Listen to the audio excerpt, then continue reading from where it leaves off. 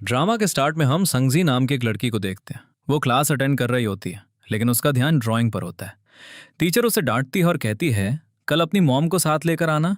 उसकी फ्रेंड कहती है, तुम अपनी मॉम को कैसे लाओगी, वो इस हफ्ते पहले ही 2 बार आ चुकी हैं। संगजी कहती है, नहीं, मैं अपने ब्रदर से बात करूंगी। लेकिन जब उसका ब्रदर मना कर देता है तो उसका मूड खराब हो जाता है।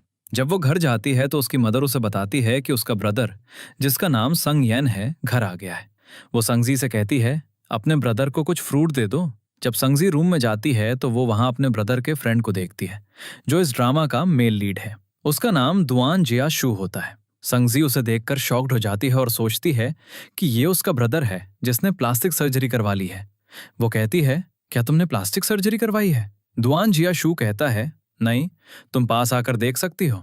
तभी पीछे से संगयन आ जाता है और संगजी को टीज करना शुरू कर देता है। जिया शू भी आता है और पूछता है, क्या हम दोनों इतने फेमिलियर हैं कि तुम्हारी सिस्टर ने मुझे कहा कि मैंने प्लास्टिक सर्जरी करवाई है? संगयन कहता है, क्या तुम्हें लगता है कि मैं प्लास्टिक सर्जरी करवाऊंगा? संगजी जिया शू से हेल्प मांगती है। वो कहता है, ठीक है, बताओ तुम्हें क्या हेल्प चाहिए? संगजी कहती है, पहले हाँ बोलो। जिया शू कहता है, अगर मैंने ना कहा तो क्या तुम मॉम को बता दोगी? संगजी रोने लगती है और अपनी मदर को आवाज लगाती है, मॉम, संगयन ने मुझे मारा। जबकि संगयन ने उसे टच तक नहीं किया होता है। अब उसकी मदर आती है और संगयन को डांटती है। जैसे ही मदर संगयन को अपने साथ ले जाती है, संगजी जिया शू से कहती है, क्या तुम मुझे वो टिश्यू दे सकते हो? वो उसे टिश्यू देता है और कहता है, तुम्हारा ब्रदर इतना भी बुरा नहीं है। संगजी कहती है, तुम्हें नहीं पता, वो बहुत बुरा है, वो मेरी कभी हेल्प नहीं करता। जिया शू पूछता है, तुम्हें क्या हेल्प चाहिए? संगजी कहती है, क्या तुम कल फ्री हो? जिया शू कहता है, क्यों? तो वो उसे पूरी स्टोरी बताती है। तुम्हें मेरे रिपोर्ट लेने के लिए स्कूल चलना है। जिया शू कहता है, मैं ऐसा क्यों करूं? अपने ब्रदर को बताओ। संगजी कहती है, अगर मैं उसे नहीं बताऊं तो? जिया शू कहता है, ठीक है, तो मैं स्कूल नहीं जाऊंगा। संगजी उसे सब कुछ बता देती है। तभी संगयन फिर से वहां आ जाता है और कहता है, यहां से बाहर जाओ, मुझे कपड़े चेंज करने हैं। संगजी कहती है, तो जिया शू को भी जाने के लिए कहो, मुझे नहीं लगता कि उसे तुम्हें कपड़े बदलते हुए देखने में मजा आएगा। संगयन दोनों को बाहर भेज देता है। फिर संगजी जिया शू से पूछती है, क्या तुम स्कूल आओगे? जिया शू कहता है, मैंने अभी तक इसके बारे में सोचा नहीं है। तभी संगयन भी कपड़े बदल कर आ जाता है और दोनों जाने लगते हैं। संगजी जिया शू से कहती है, डिनर करके जाना। तब उसका ब्रदर उसे फिर से टीज करने लगता है। संगजी कहती है, मैं अब बच्ची नहीं हूं, मैं 8th ग्रेड में हूं। जिया शू कहता है, तो तुम 14 साल की हो? संगजी कहती है, तुम बस ये कहना चाहते हो कि मैं अपनी एज से छोटी दिखती हूं, है ना? संगयन कहता है, हाँ, वो यही कहना चाहता है। जिया शू कहता है, मेरा ये मतलब नहीं था। फिर वो उससे उसके स्कूल के बारे में पूछता है और चला जाता है। यहाँ से प्रेजेंट का सीन दिखाया जाता है। अब संगजी बड़ी हो चुकी होती है। वो तैयार होकर नीचे आती है। उसका ब्रदर भी नीचे होता है, लेकिन वो उसे नहीं बुलाती। उसका ब्रदर कहता है, तुम इतना एटीट्यूड क्यों दिखा रही हो? वो कहती है, मॉम और डैड से पूछो, क्या वो तुम्हें पहचानते हैं? तुम इतने लंबे टाइम के बाद आए हो। संज्ञान कहता है, मैंने तुम्हें इतने लंबे टाइम के बाद देखा है तो मुझे प्रॉपर वेलकम दो। अब वो उसका वेलकम करने लगती है। फिर उनके पेरेंट्स भी आ जाते हैं और सब खाना खाने लगते हैं। संज्ञान अपने फादर से कहता है, मुझे आपकी कार कीज चाहिए, मुझे कुछ सामान पिकअप करने जाना है। संगजी कहती है, मैं भी हेल्प करने के लिए तुम्हारे साथ चलूंगी। वो मान जाता है। स्कूल के बाद संगजी संज्ञान को कॉल करती है और पूछती है, तुम कहाँ हो? मैं तुम्हारा वेट कर रही हूँ। वो कहता है, मैं वहीं हूँ। फिर वो अपने फादर की कार देखती है जिसमें एक टॉय रखा होता है। फिर वो जियासू को देखती है जो कहता है, तुम क्या पिकअप कर रही हो? फिर उसे देखकर वो कहता है, क्या ये तुम हो संगजी? मैंने तुम्हें देखा था जब तुम छोटी थी, अब तुम बहुत बड़ी हो गई हो। वो ब्लशिंग करने लगती है और कहती है, मैं अपने ब्रदर की हेल्प करने आई थी।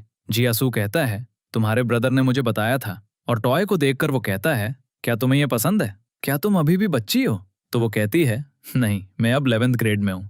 वो कहता है, ठीक है, तो मैं इसे फेंक देता हूँ। तो वो जल्दी से कहती है, नहीं, कभी कभी मैं इससे खेलती हूँ। जियासू उसकी बातों पर स्माइल करता है। अब वो दोनों लगेज को उसके रूम की तरफ ले जाने लगते हैं, जहां उसका ब्रदर आराम से बैठा होता है।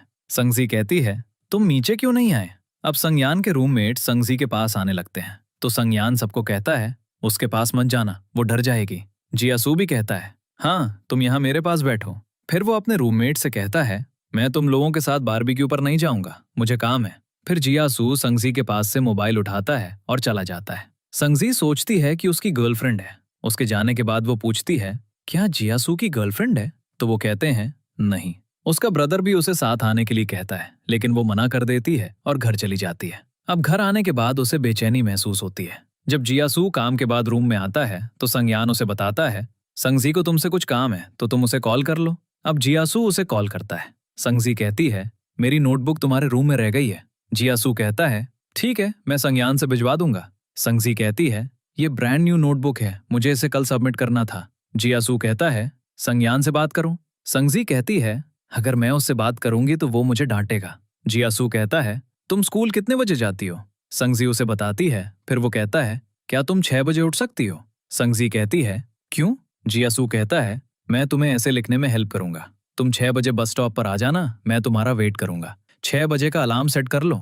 फिर संगजी कई अलार्म सेट करती है और 6 बजे उठकर बस स्टॉप पर चली जाती है। लेकिन जियासू वहां नहीं आता है। वो बहुत देर तक वेट करती है। फिर एक फ्लैशबैक सीन दिखाया जाता है। संगजी क्लास में लेक्चरर पर ध्यान नहीं दे रही होती है। टीचर उसे अपने ऑफिस में आने के लिए कहता है। अब संगजी को दिखाया जाता है जो दुखी होकर स्कूल से निकल रही होती है। जियासू को आज आना था लेकिन वो नहीं आया। तभी वो गिर जाती है। जियासू उसे उठाने में हेल्प करता है। वो कहती है, तुम इतनी लेट क्यों आए?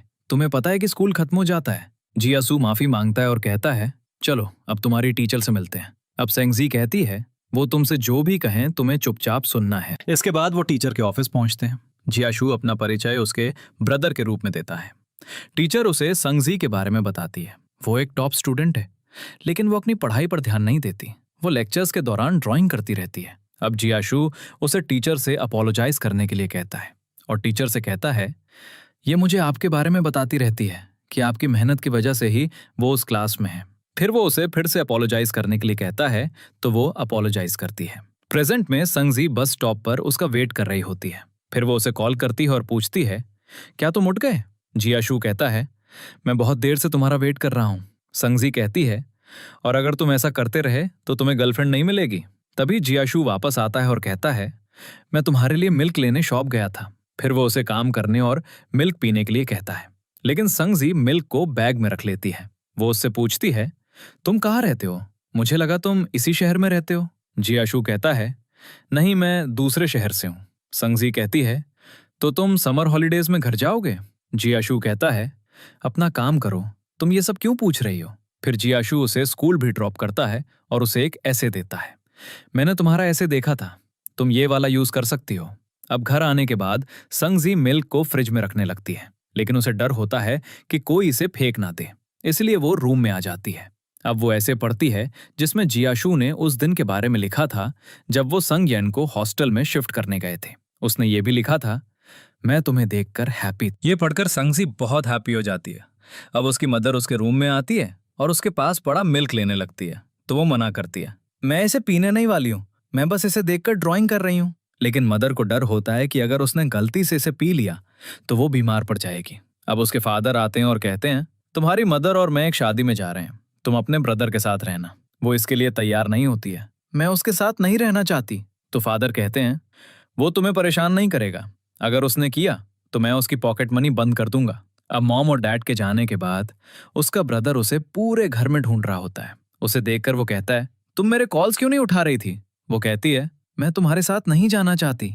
तभी उसका फ्रेंड कॉल करता है। वो कहता है, चलो खाना खाने चलते हैं। अब वो संगजी को टाइम देता है, तैयार होकर आ जाओ। अब वो तैयार होकर कार के पास आती है।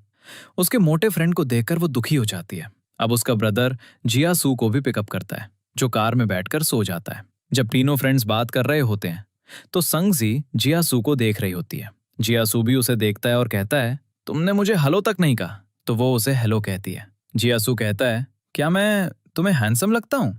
अब संगयान को गुस्सा आने लगता है। वो कहती है, मैंने ऐसा कब कहा? तो जियासू कहता है, तो तुम मुझे देखकर ब्लश क्यों करती हो? संगजी चुप हो जाती है। पीछे बैठा फ्रेंड कहता है, उसकी बातों का बुरा मत मानो, वो बिल्कुल भी अच्छा नहीं है। अब जियासू को ये पसंद नहीं आता। अब रेस्टोरेंट पहुंचकर संगयान के फ्रेंड्स उतर जाते हैं। संगजी कहती है, मुझे यहीं रहने दो, मैं अंदर नहीं जाना चाहती। तो वो कहता है, मैं यहाँ रुक नहीं सकता, यहाँ पार्किंग स्पेस नहीं है। फिर वो जियासू से कहता है, तुम भी इसके साथ रुको, और वो कार पार्क करने चला जाता है। जियासू नोटिस करता है कि उसे कोई प्रॉब्लम है। वो पूछता है और वो कहती है, मुझे वॉशरूम जाना है। अब वो उसके साथ वॉशरूम ढूंढने जाता है। उसकी स्कर्ट गंदी देखकर वो समझ जाता है कि उसे पीरियड आ गए हैं। अब उसे वॉशरूम भेजकर वो कहता है, क्या तुम्हारे पास टिश्यूज हैं? वो कहती है, नहीं। तो जियासू कहता है, यहीं रुको, मैं लेकर आता हूँ। अब वो मार्केट जाता है और संग यान को बताता है संग जी की तबीयत ठीक नहीं है। तो वो भी समझ जाता है और जिया सू को उसकी हेल्प करने के लिए कहता है। अब दोनों को पैड्स खरीदने में शर्म आती है, लेकिन वो खरीद लेते हैं। फिर जिया सू कहता है हमें उसके लिए एक स्कर्ट भी ले लेनी चाहिए। अब वो एक लड़की के थ्रू संग जी को चीजें भेजते हैं। अब वो चेंज करके बाहर आती है।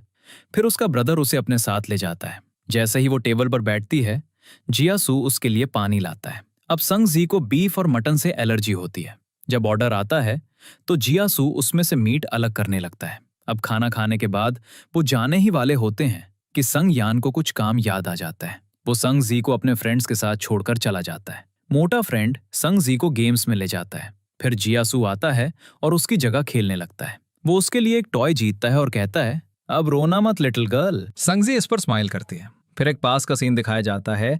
जब जिया शू उसका रिपोर्ट कार्ड ला रहा होता है तो वो कहता है मैं आज तुम्हें घर तक छोड़ूंगा और रास्ते में तुम्हें डांटूंगा।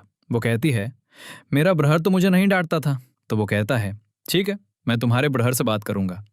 वो कहती है नहीं। फिर वो रोने लगती है क्योंकि वो उसे टीज कर रहा होता है। उसे रोता देख वो कहता है मैं बस मजाक कर रहा था, मैं ऐसा कुछ नहीं करूंगा। तो वो हैप्पी हो जाती है। इसके बाद वो उसे घर तक छोड़ता है। वो मना भी करती है तुम अपना काम करो, लेकिन वो कहता है मैं तुम्हें घर ड्रॉप करके ही जाऊंगा। अगले सीन में संगजी अपनी फ्रेंड के साथ एक रेस्टोरेंट में आई होती है। वहां वो जिया शू को काम करते हुए देखती है। वो उसे मेन्यू से सिलेक्ट करने के लिए कहता है। अब उसकी फ्रेंड मेन्यू कार्ड देख रही होती है, लेकिन संगजी छिपकर जिया शू को देख रही होती है। खाना खाने के बाद संगजी उसके पास आती है और उसे पैसे देती है, लेकिन वो कहता है मैं तुमसे पैसे नहीं ले सकता। इसके बाद रेस्टोरेंट का ओनर जिया शू से कहता है मैं तुम्हें 15 दिन की सैलरी एडवांस में दे दूंगा। संगजी ये भी सुन लेती है। इसके बाद जिया शू संगजी के पास आता है और कहता है अंधेरा होने से पहले घर चली जाओ। वो कहती है ठीक है। अब जैसे ही वो जा रही होती है वो वापस शॉप पर आती है और जिया शू से पूछती है क्या तुम्हें पैसों की जरूरत है।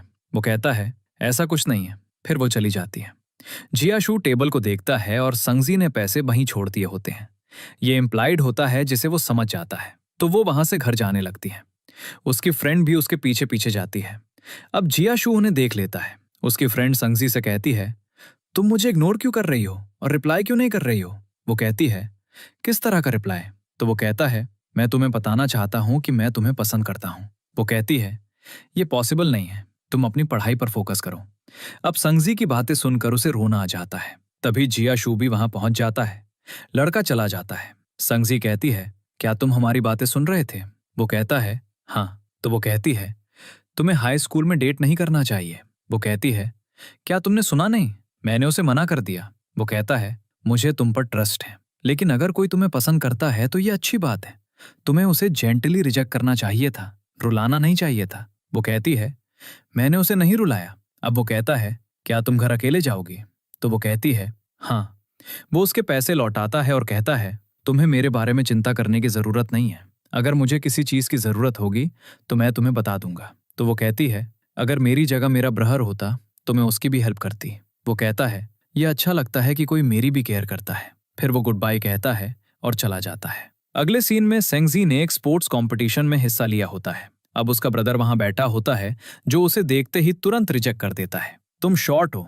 तो वो कहती है मैं इतनी भी शॉर्ट नहीं हूं। वो खुशी खुशी जिया शू को भी उठाता है जो संगजी की शर्ट पर बने सनफ्लावर की तारीफ करता है। वो अपना सनफ्लावर छिपाकर चली जाती है। जिया शू उसके पीछे आता है और उसे कैप पहनाता है। पीछे से संज्ञन तस्वीरें ले रहा होता है क्योंकि डैड ने उसे ऐसा करने के लिए कहा था। तो वो मना करती है मत लो। वो नहीं सुनता तो जिया शू उसका कैमरा ले लेता है और कहता है अपनी सिस्टर को टीज मत करो। अब संगजी की बारी आती है। पहली लड़की हाई जंप कंप्लीट कर लेती है। दूसरी लड़की संगजी होती है जो आगे की तरफ जंप करती है तो मैट्रेस पर गिरने के बजाय वो नीचे गिर जाती है। उसे चोट लग जाती है। अब संज्ञन उसे उठाने आता है। टीचर जियाशू से पूछती है क्या तुम उसके ब्रदर हो। वो कहता है हाँ। अब संज्ञन कुछ कहने ही वाला होता है कि संगजी उसका मुंह बंद कर देती है और कहती है ये मेरे डैड हैं। अब टीचर कंफ्यूज हो जाती है। अब संज्ञन उससे बहस कर रहा होता है तो जियाशू कहता है मैं उसे ले जाऊंगा। अब वो उसे फार्मेसी ले जाता है। वहां कोई नहीं होता तो वो खुद ही मेडिसिन लगाने लगता है। संगजी उसे मेडिसिन लगाते हुए देखकर कहती है तुम बहुत नाइस हो। मेरा एक ब्रदर है जो सिर्फ मुझसे लड़ता है और मुझसे प्यार नहीं करता। तो वो कहता है ये सच नहीं है। जब तुम गिरी थी तो वो वरीड था। अब संज्ञन आता है और कहता है मैं तुम्हें ले जाऊंगा। मैं तुम्हारा डैड हूं। जब तुम्हारा ब्रदर फ्री होगा तो वो भी तुम्हें ले जाएगा। अब जैसे ही वो उसे ले जा रहा होता है, संगजी देखती है कि जियाशु एक और लड़की को ले जा रहा है जो भी घायल थी। ये देखकर वो दुखी हो जाती है। मुझे लगा वो सिर्फ मेरे लिए नाइस है, लेकिन वो सबके साथ ऐसा ही बिहेव करता है। अगले सीन में जियाशु संगजी के स्कूल में आता हुआ दिखाया जाता है। वो गार्ड से पूछता है, क्या इस क्लास का कोई स्टूडेंट अंदर है? तो वो जाकर चेक करता है और उसे बताता है, क्लास में कोई नहीं है। तो वो वरीड हो जाता है। अब संगजी की फ्रेंड उसे एक इंटरनेट कैफे में ले आती है। फिर वो उससे पूछती है, टीचर ने मना किया था तो तुम मुझे यहाँ क्यों लाई? वो कहती है, मुझे जाना है। अब संगजी जाना नहीं चाहती, लेकिन वो अपनी फ्रेंड को अकेले नहीं जाने देती, इसलिए वो उसके साथ जाने लगती है। अब कैफे के बाहर 3 लड़कियां उन्हें बुली करना शुरू कर देती हैं। वो उनके पैसे ले लेती हैं और कहती हैं, कल यहाँ पैसे लेकर आना, वरना हम तुम्हारे स्कूल के बाहर आ जाएंगे। फिर वो पैसे लेकर चली जाती हैं। तो संगजी अपनी फ्रेंड से कहती है, मुझे पता है तुम उस दिन से मेरे साथ ऐसा बिहेव कर रही हो। जब मैं स्पोर्ट्स डे पर गिरी थी तुम मेरे पास आई भी नहीं थी। मुझे पता है तुम जानबूझकर मुझे यहाँ लाई हो। और फिर वो जाने लगती है। तभी जियाशु भी वहां आ जाता है और तुरंत पूछना शुरू कर देता है, तुम यहाँ क्या कर रही हो? तुम किसके साथ आई थी? संगजी उसे जवाब नहीं देती, बल्कि उसे हक करके रोने लगती है। अब वो उसे एक कैफे में बिठाता है, उसके लिए जूस लाता है और पूछता है, क्या हुआ? अगर तुम मुझे नहीं बताओगी तो मैं तुम्हारे परिवार को बता दूंगा। वो कहती है, मैं तुम्हें बताऊंगी और मैं घर पर भी बताऊंगी। अब वो उसे सब कुछ बता देती है। तो वो कहता है, तुमने सही सोचा, तुम्हें अपने पेरेंट्स को इस बारे में बताना चाहिए। अब वो उसे अपनी बाइसाइकिल पर घर ले जाता है, एक नया रूट लेकर। वो कहता है, ये बहुत प्यारा रूट है। संगजी को भी रूट पसंद आता है। अब उसे घर छोड़ने से पहले वो उसे अपने पेरेंट्स को सब कुछ बताने के लिए कहता है और उसे कुछ पैसे देता है। वो नहीं ले रही होती है, लेकिन वो जबरदस्ती उसे पैसे देता है और फिर चला जाता है। अगले दिन जब संगजी स्कूल से निकलती है तो उसका ब्रदर अपने फ्रेंड्स के साथ वहां होता है। वो उससे पूछता है, बताओ तुम्हें किसने बुली किया? अब संगजी उन्हें ले जाती है और बताती है कि वो 3 लड़कियां थीं। अब वो संगजी को वहीं छोड़कर उस कैफे के पास चले जाते हैं। संगयन उनके पास जाता है और उनकी सिगरेट्स अपने पैरों से बुझाता है और कहता है, तुमने मेरी सिस्टर को बुली क्यों किया? डरकर वो कहती हैं, मैं उसके पैसे लौटा दूंगी। जियाशु कहता है, तुम्हें किसी को इस तरह बुली नहीं करना चाहिए। लड़कियां जियाशु से डरकर बैठ जाती हैं। तो वो कहता है, आज के बाद किसी को बुली मत करना। इसके बाद वो संगजी के पास आते हैं। कोई उसे कुछ नहीं बताता। संगयन बस उसका पर्स लौटा देता है। इसके बाद एक फ्लैशबैक में सेंगजी को जियाशु द्वारा दिए गए बल्ब पर ड्राइंग करते और उसे अपने लैंप में लगाते हुए दिखाया जाता है। वो अभी भी उसके पास होता है। अगले सीन में सेंगजी के एग्जाम्स के बाद उसके रिजल्ट्स आते हैं। उसके पेरेंट्स उसके पास आते हैं और उसका रिपोर्ट कार्ड देखते हैं, जिसमें वो फिजिक्स में बमुश्किल पास हुई होती है। अब उसके डैड उसके लिए एक ट्यूटर हायर करने का डिसाइड करते हैं। अब उसका ब्रदर उसे पढ़ाता है।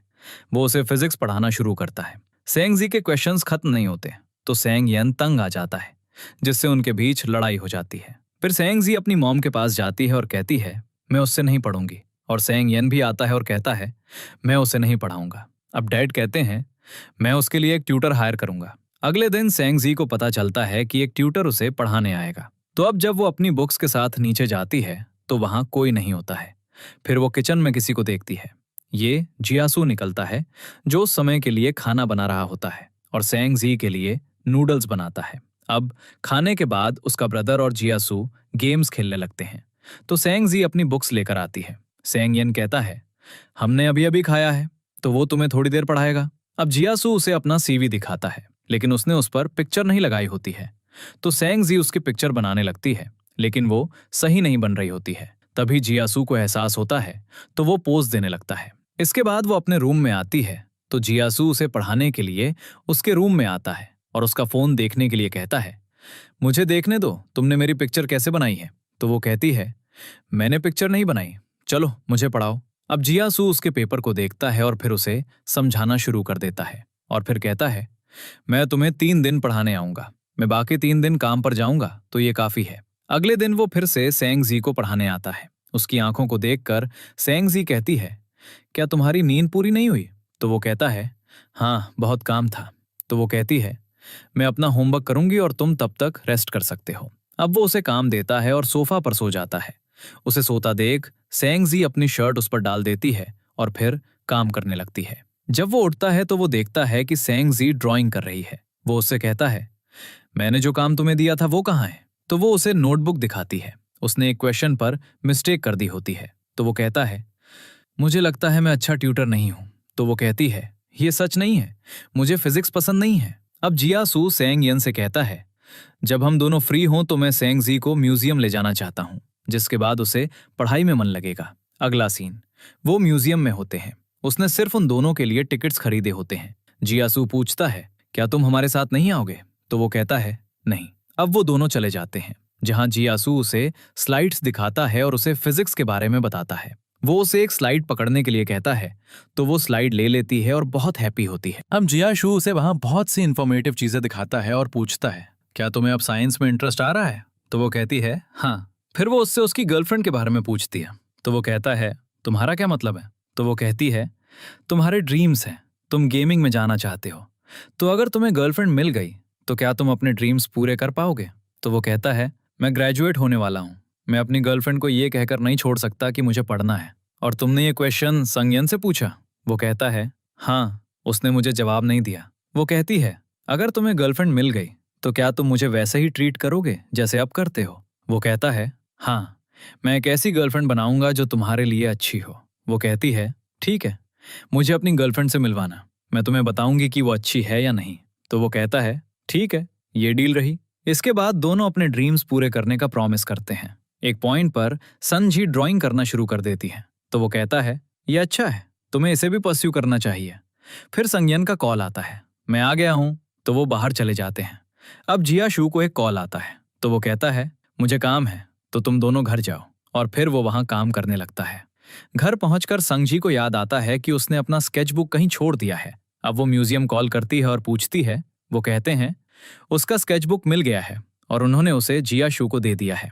अब उसे याद आता है, मैंने उसमें क्या ड्रॉ किया था। अगर उसने देख लिया, खैर, उसे नहीं देखना चाहिए। अगली सुबह संगयन उसे बताता है, तुम्हारा स्केचबुक आ गया है। अगले सीन में संगयन जियाशू को बताता है, मेरी सिस्टर ऑनलाइन डेटिंग कर रही है। तो वो कहता है, उसे समझना चाहिए था। वो कहता है, उस लड़के को एक बार मेरे हाथ लगने दो, फिर देखेंगे। अब जियाशू उसकी बातों पर स्माइल करता है। आगे जियाशू संगजी से बात करने आया होता है। वो संगयन से बात नहीं कर रही होती है, तो वो जियाशू को उससे बात करने के लिए कहता है और चला जाता है। अब वो उससे उसके बॉयफ्रेंड के बारे में पूछता है। तो वो कहती है, वो ग्रेजुएट हो रहा है। वो भी जियाशू के बारे में ही बात कर रही होती है। अब वो कहता है, तुम्हें इतने बड़े लड़के को डेट नहीं करना चाहिए, तुम हाई स्कूल के बाद डेट कर सकती हो। और फिर वो उसे लड़के का नंबर देने के लिए कहता है, लेकिन वो नहीं देती, क्योंकि वो बस हाइपोथेटिकली बात कर रही होती है। अब डेली संगजी जियाशू के आने का वेट करती है और वो आता है और उसे पढ़ाता है। आज उसने उसका टेस्ट लिया और उसने बहुत अच्छा किया, तो उसे पढ़ाने के बाद वो जाने लगता है। उसके पेरेंट्स उसे रोकते हैं, हमारे साथ सेलिब्रेट करो। तो वो कहता है, मैं हॉस्टल में सेलिब्रेट करूंगा, और संगजी के डैड की हेल्प करने लगता है। अब संगजी सोचती है, मुझे उसे एक रेड एनवेलप देना चाहिए क्योंकि न्यू ईयर है, लेकिन उसके पास पैसे नहीं होते। तो वो एक एनवेलप में कुछ कैंडीज डालती है और एक पेज पर हैप्पी न्यू ईयर लिखकर उसमें डाल देती है। अब वो नीचे जाती है। उसके पेरेंट्स काम करने के लिए अंदर चले जाते हैं, तो वो छिपकर जियाशू के कोट में डाल देती है। फिर वो अपनी मॉम द्वारा बताया गया काम करने लगती है। अब रात में जियाशू हॉस्टल चला जाता है। फिर वो अपने परिवार के साथ सेलिब्रेट करती है। उसके डैड उसे एक रेड एनवेलप देते हैं जिसमें उसका मोबाइल फोन होता है, जिसे देखकर वो हैप्पी हो जाती है। फिर जियाशू का मैसेज आता है जो उसे हैप्पी न्यू ईयर विश करता है। अब जियाशू को एक कॉल आता है जिसमें उसे बताया जाता है कि उसके डैड की तबीयत ठीक नहीं है, इसलिए उसे वहां जाना होता है। अगले सीन में जियाशू की तरफ से सेंगजी के लिए एक पार्सल आता है। वो सेंगयान से पूछती है, उसने मुझे खुद क्यों नहीं दिया? तो वो उसे बताता है, वो अपने होम टाउन वापस चला गया है। अब एक पास्ट का सीन दिखाया जाता है जब वो सेंगयान को घर आने के लिए मैसेज करती है और वो अपने फ्रेंड्स को बता रहा होता है, लगता है मेरी सिस्टर को मेरी हेल्प की जरूरत है।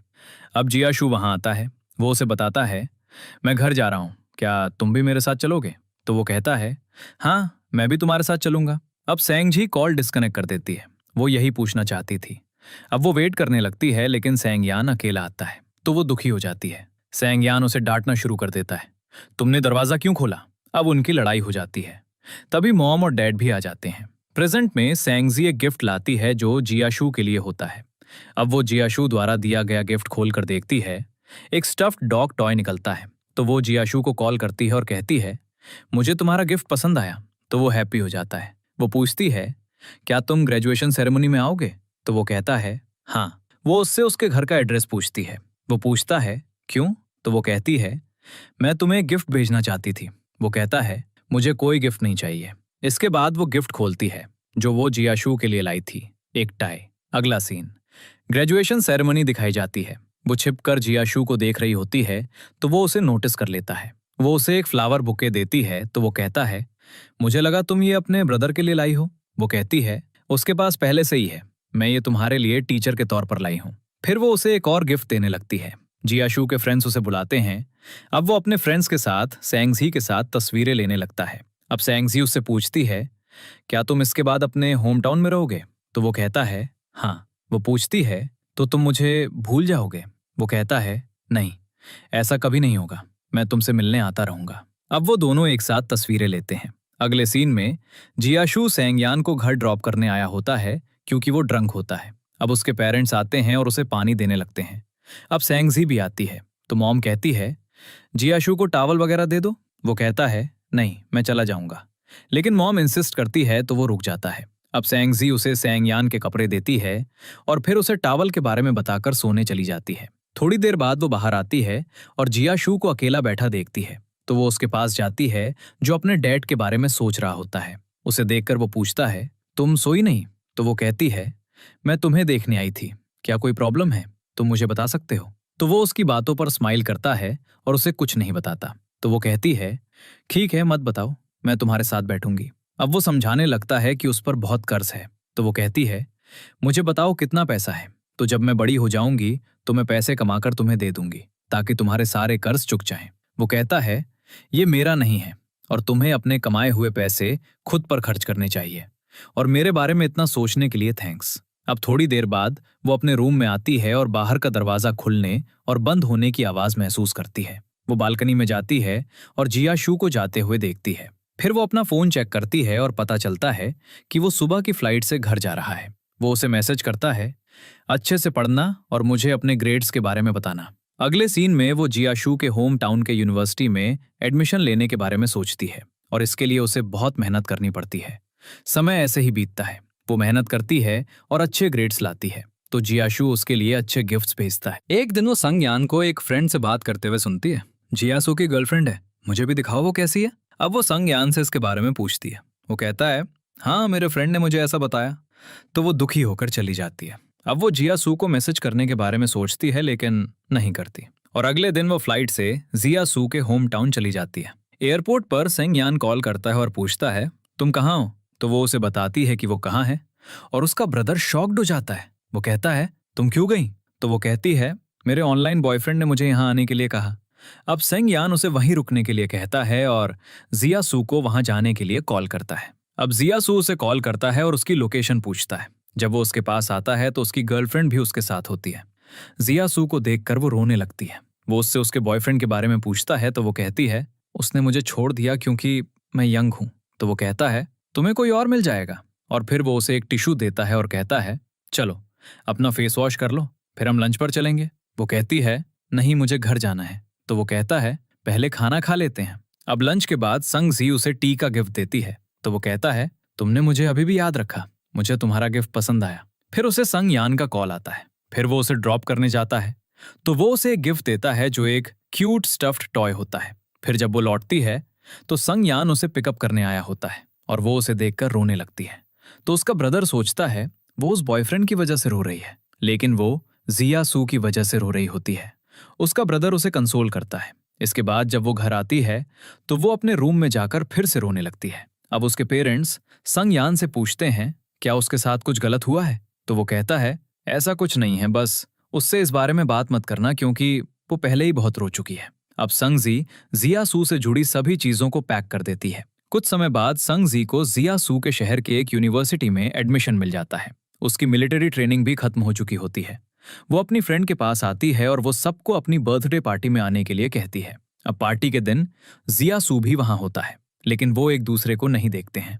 अब संग जी थोड़ी ड्रिंक करके एंजॉय करती है और फिर अपनी फ्रेंड से कहती है मैं ताज़ी हवा के लिए बाहर जा रही हूँ। अब जब वो बाहर आती है तो उसकी जैकेट से एक सिगरेट गिर जाती है, तो वो उसे उठाने के लिए झुकती है। जियासू वहां आता है और सिगरेट उठाकर पूछता है क्या तुमने स्मोकिंग भी शुरू कर दी है? वो कहती है नहीं, ये मेरी फ्रेंड की है। वो कहता है तुमने ड्रिंकिंग भी शुरू कर दी है? तो वो कहती है, हाँ बस थोड़ी सी। वो कहता है, तुमने मेकअप करना भी सीख लिया है, तुम बहुत नाइस लग रही हो। मैंने तुम्हें इतने सारे मैसेज भेजे, तुमने एक का भी रिप्लाई नहीं किया। तो वो कहती है, मैं बिजी थी, मुझे क्लासेस लेनी थी। तो वो कहता है, मैं भी तुम्हें पढ़ाने आता था। अब वो उससे लिटिल गर्ल कहता है। तो वो कहती है, मैं अब लिटिल नहीं हूँ, मैं बड़ी हो गई हूँ। वो कहता है, तुम मेरे लिए हमेशा लिटिल रहोगी। और फिर वो जाने लगती है। मुझे अपने फ्रेंड्स के साथ जाना है। अब वो अपनी फ्रेंड के पास आती है जो केक कटिंग के लिए उसका वेट कर रही होती है। बाद में वो उनसे हॉस्टल वापस जाने के बारे में पूछती है। तो वो उसे बताते हैं, हम अभी नहीं जा रहे हैं, तुम जाओ, मैं तुम्हें मैसेज कर दूंगा। तो वो जाने लगती है। बाहर जिया सू उसे ड्रॉप करने जा रहा होता है। वो उससे बात नहीं कर रही होती है। तो वो कहता है, मुझसे बात करो, जो भी तुम्हारे दिल में है। वो कहती है, मुझे पसंद नहीं जब तुम मुझे लिटिल गर्ल कहते हो। तो वो कहता है, भले ही तुम्हारी शादी हो जाए, तुम अपने पेरेंट्स के लिए हमेशा बच्चे ही रहोगी। तो वो कहती है, क्या तुम मेरे डैड बनना चाहते हो? वो चुप हो जाता है और स्माइल करता है। वो उससे पूछता है, क्या तुम यहाँ अपने बॉयफ्रेंड के लिए आई हो? वो कहती है, नहीं, मेरा उससे कोई कांटेक्ट नहीं है, मुझे ये यूनिवर्सिटी पसंद थी, इसलिए मैं यहाँ आई हूँ। अब वो उसे हॉस्टल ड्रॉप करता है और उसे कुछ देता है, ये पी लो। अब वो रूम में आती है और उसे पीने लगती है। तभी उसे जिया सू का मैसेज आता है, अगली बार जब तुमने ड्रिंकिंग की हो तो अकेले घर मत जाना, बल्कि किसी को घर ले जाने के लिए ढूंढ लेना। अगले सीन में संग जी को डैड का कॉल आता है। वो उसे जिया सू को डिनर पर ट्रीट करने के लिए कहता है, क्योंकि उसने संग जी की बहुत हेल्प की। दूसरी तरफ जिया सू अपने गेम प्रोजेक्ट पर काम कर रहा होता है जब संग जी उसे मैसेज करती है, जब भी आपके पास टाइम हो मैं आपको डिनर देकर थैंक यू कहना चाहूंगी। वो उसका मैसेज पढ़कर स्माइल करता है और कहता है, मैं अगले वीकेंड फ्री होऊंगा। वो कहती है, ठीक है, लेकिन आप किस टाइम फ्री होंगे? तो उसके फॉर्मल मैसेजेस देखकर वो उसे कॉल करता है और कहता है, मैं अगले वीक फ्री होऊंगा। तो वो कहती है, मुझे टाइम भी बता दीजिए। वो कहता है, मैं तुम्हें वो नहीं बता सकता। वो कहता है, हम उस दिन रिपेयर शॉप भी चलेंगे। वो कहती है, क्यों? तो वो कहता है, तुम्हारा मोबाइल टूटा हुआ है। वो कहती है, नहीं। तो वो कहता है, इतनी अच्छी टाइपिंग, तुम्हारा मोबाइल कब से ऐसा करने लगा? वो कहती है, आपका क्या मतलब है? तो वो कहता है, तुम मुझे आप और सर कह रही हो। तो वो कहती है, मेरे डैड ने कहा था बड़ों को रिस्पेक्टफुली एड्रेस करना, तुम मुझसे 5 साल बड़े हो, तुमने खुद मुझे बताया था। ये सुनकर वो कहता है, बाय। तो वो कहती है, मुझे आपसे कुछ बात करनी है। वो कहता है, हाँ बताओ। तो वो कहती है, मेरे पास कैंपस में मोबाइल नहीं था, इसलिए मैं आपसे कांटेक्ट नहीं कर पाई। तो वो कहता है, हाँ मुझे तुम्हारे ब्रदर से पता चला। फिर वो कॉल डिस्कनेक्ट कर देती है। अगले सीन में जिया सू काम में इतना बिजी होता है कि उसने लंच भी नहीं किया होता। अब उसका असिस्टेंट उसके साथ लंच लाता है। वो मीटिंग में बैठे बैठे खाना खाने लगता है। मीटिंग के एंड तक उसे अनवेल फील होने लगता है। संग जी उसका वेट कर रही होती है। वो उसे कॉल करता है और बताता है, मैं नहीं आ पाऊंगा। अब कॉल पर उसकी आवाज सुनकर संग जी पूछने लगती है, क्या तुम्हारे साथ कुछ गलत हुआ है? तो वो कहता है, मुझे लगता है मुझे फूड पॉइजनिंग हुई है। तो वो कहती है, मुझे ऑफिस का एड्रेस बताओ, मैं आ रही हूँ। अब वो वहां जाती है और जिया सू बाहर बैठा होता है। संग जी उसके लिए टैक्सी बुलाती है, लेकिन वहां कोई टैक्सी नहीं होती। तो वो कहती है, मैं बुक कर लेती हूँ। अब जैसे ही वो जिया सू के पास पहुंचती है, वो गलती से करीब आ जाते हैं। तो जिया सू उसके फोरहेड पर किस करता है। फिर वो अपोलोजाइज करता है, मेरा ऐसा करने का इरादा नहीं था। अब वो टैक्सी बुलाती है और उसे अंदर बिठाती है। हॉस्पिटल पहुंचने के बाद डॉक्टर कहता है, उसकी कंडीशन सीरियस है, हमें जल्दी से अपेंडेक्टमी करनी होगी। अब जैसे ही वो उसे ऑपरेशन के लिए ले जा रहे होते हैं, संग जी भी उसके साथ जा रही होती है। वो उसे घर जाने के लिए कहता है, लेकिन वो कहती है, मैं बाहर तुम्हारा वेट करूंगी।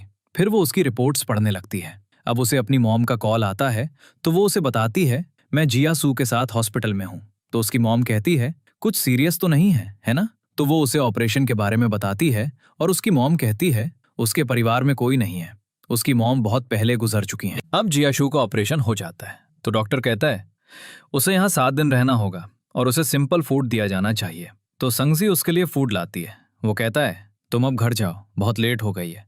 तो वो कहती है, मैं बच्ची नहीं हूं, तो तुम्हें चिंता करने की जरूरत नहीं है। अब जिया सू के इंसिस्ट करने पर वो बाहर चली जाती है। अब उसे संग यन का कॉल आता है, जो उसका हाल चाल पूछता है। कॉल एंड होने के बाद संग जी वहां आती है। वो कहता है, तुम यहाँ हो, तुम वापस क्यों नहीं गई? वो कहती है, अगर मैं तुम्हारी जगह होती तो तुम मुझे छोड़ देते, इसलिए मैं यहीं रुक गई। वो कहता है, तुमने तो कुछ खाया भी नहीं है, अपने लिए कुछ खाने को लाओ। तो वो कहती है, हाँ मैं कुछ लाई हूं।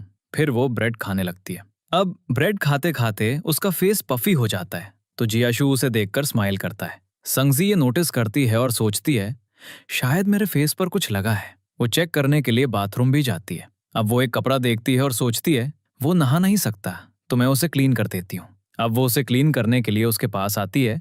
तुम नहा नहीं सकते तो मैं तुम्हें इससे क्लीन कर दूंगी। वो कहता है मैं खुद कर लूंगा। तो वो कहती है अगर तुम्हें बुरा ना लगे तो मैं कर देती हूँ। अब अपनी आंखें बंद करके वो उसे अपना फेस क्लीन करने देता है। संगजी उसे देख रही होती है। तभी वो अपनी आंखें खोलता है और वो दोनों एक दूसरे को देखने लगते हैं। अब संगजी जल्दी से वॉशरूम चली जाती है और सोचती है मुझे अपनी आंखें बंद करने के बाद खोलनी नहीं चाहिए थी। अब वो रूम में आती है और वो अपना मोबाइल यूज कर रहा होता है। वो बेड को जियाशु के पास लाती है तो वो कहता है मेरा कोट ले लो और सो जाओ ताकि तुम्हें ठंड ना लगे। अब वो सोने के लिए लेट जाती है और सो जाती है। सुबह जब वो उसका फेस क्लीन कर रही होती है तो वो उठ जाता है। वो कहती है मेरा लेक्चर है तो मैं जा रही हूँ, अगर तुम्हें कुछ चाहिए होगा तो मैं ले आऊंगी। तो वो कहता है अच्छा हुआ तुमने बता दिया, मुझे घर से कुछ चीजें चाहिए और मेरा लैपटॉप भी। मेरे घर की कीज कोर्ट में है और मैं तुम्हें एड्रेस भेज दूंगा। वो कहती है तुम्हें लैपटॉप क्यों चाहिए? तो वो कहता है काम के लिए। वो कहती है तुम्हें रेस्ट करना चाहिए इसलिए मैं नहीं लाऊंगी। वो कहता है लगता है तुम बड़ी हो गई हो। तो वो बाय कहती है और चली जाती है। अब संगजी जियाशु के घर उसकी चीजें लेने जाती है। अब वहां वो अपनी और उसकी एक पिक्चर भी देखती है। फिर वो चीजें रखने लगती है। जब वो हॉस्पिटल पहुंचती है तो जियाशु उसे बताता है मेरे बगल वाले बेड पर एक और पेशेंट आया है। फिर वो लैपटॉप निकालता है। तो वो कहती है तुम इसे सिर्फ दिन में यूज कर सकते हो। तो वो प्रॉमिस करता है। अब पेशेंट वहां आता है। वो उनसे पूछता है क्या तुम दोनों कपल हो? तो वो कहता है नहीं, ये मेरी सिस्टर है। अब उस आदमी का बेटा कहता है वे जोर से बोलते हैं। अब वो शादी के बारे में बात करने लगता है। तो संगजी कहती है वो मेरा हस्बैंड नहीं है, वो मुझसे बहुत बड़ा है और मेरे डैड जैसा लगता है। तो बूढ़ा आदमी पूरी तरह मिसअंडरस्टैंड कर लेता है। वो कहता है एक बार तुम्हारी शादी हो जाएगी तो तुम भी मॉम और डैड बन जाओगे। तो जियाशु स्माइल करने लगता है। अगली सुबह जब संगजी उठती है तो जियाशु लैपटॉप यूज कर रहा होता है। वो उससे बहस करने लगती है तो बूढ़ा आदमी आता है और कहता है सुबह सुबह ही लड़ना शुरू कर दिया। अगर अभी ये सिचुएशन है तो तुम शादी के बाद क्या करोगे? जियासु कहता है हमारी शादी नहीं हुई है और सांगजी से कहता है इसे मजाक समझकर इग्नोर कर दो। सांगजी गुस्सा हो जाती है लेकिन उसने शादी की बात को मजाक में ले लिया है। अगला सीन जियासु के डिस्चार्ज का दिन होता है। सेंगजी उसकी पैकिंग में हेल्प करती है। बूढ़ा आदमी कहता है क्या तुम लोग जा रहे हो? तो वो कहता है हाँ। तो वो कहता है ठीक है, अब उससे शादी भी कर लो। तो वो कहता है हम अभी शादी नहीं कर सकते, वो अभी बहुत यंग है। तो वो कहता है चिंता मत करो, हम शादी कर लेंगे। फिर वो उसका लगेज लेने लगती है। वो कहता है तुमने कहा था हम जल्दी शादी कर लेंगे। तो वो कहती है मजाक तुमने शुरू किया था। वो कहता है मैं हॉस्पिटल में बोर हो रहा था तो मैंने मजाक कर लिया। तो वो कहती है तुम्हें मजाक करने के लिए मैं ही मिली थी। अब घर पहुंचकर वो कहता है जाने से पहले मेरे साथ खाना खा लो। अब वो नोट्स लिख रही होती है और उसकी हेल्थ इंस्ट्रक्शंस के साथ लगा रही होती है। वो कहती है जब तुम ठीक हो जाओगे और फ्री होगे तो मैं तुम्हें ट्रीट देना चाहती हूँ। वो कहता है ट्रीट मैं दूंगा, तुमने मेरी इतनी अच्छी केयर की है। तो वो कहती है ठीक है और फिर काम का एक्सक्यूज बनाकर चली जाती है। अगले दिन जियासु अपने कलीग्स के साथ डिस्कस करता है मैंने बस उससे मजाक किया था लेकिन वो गुस्सा हो गई। तो वो कहती है इस तरह की चीजें बहुत सीरियस हो जाती हैं और उसका एक बॉयफ्रेंड भी है, उसकी शादी होगी है ना, उसे डिनर पर ले जाओ और सारी मिसअंडरस्टैंडिंग्स क्लियर कर दो। अगले सीन में सांगजी की फ्रेंड न्यू ईयर सेलिब्रेट करने बाहर जा रही होती है। वो सांगजी को साथ आने के लिए कहती है लेकिन वो मना कर देती है, वहां बहुत भीड़ होगी। अब सांगजी खाना खाने लगती है। उसे जियासु का कॉल आता है। वो उसे एक फैमिली डिनर के बारे में बताता है मेरी कंपनी ने अरेंज किया है तो मैं तुम्हें अपनी फैमिली के तौर पर ले जाऊंगा। वो मना करने लगती है। तो वो कहता है क्या तुम अपने फ्रेंड्स के साथ नहीं गई? तो वो कहती है नहीं। वो कहता है अगर तुम्हें भीड़ से प्रॉब्लम है तो हम साथ में डिनर करेंगे, बस तुम और मैं। वो मान नहीं रही होती है। तो वो कहता है तुम्हें मुझे ट्रीट देनी है। समझकर वो मान जाती है। अब वो दोनों एक जगह खाना खा रहे होते हैं। वो कहता है ये तुम्हारी तरफ से ट्रीट नहीं है बल्कि मेरी तरफ से है क्योंकि मैंने तुम्हें हॉस्पिटल में टीज किया था।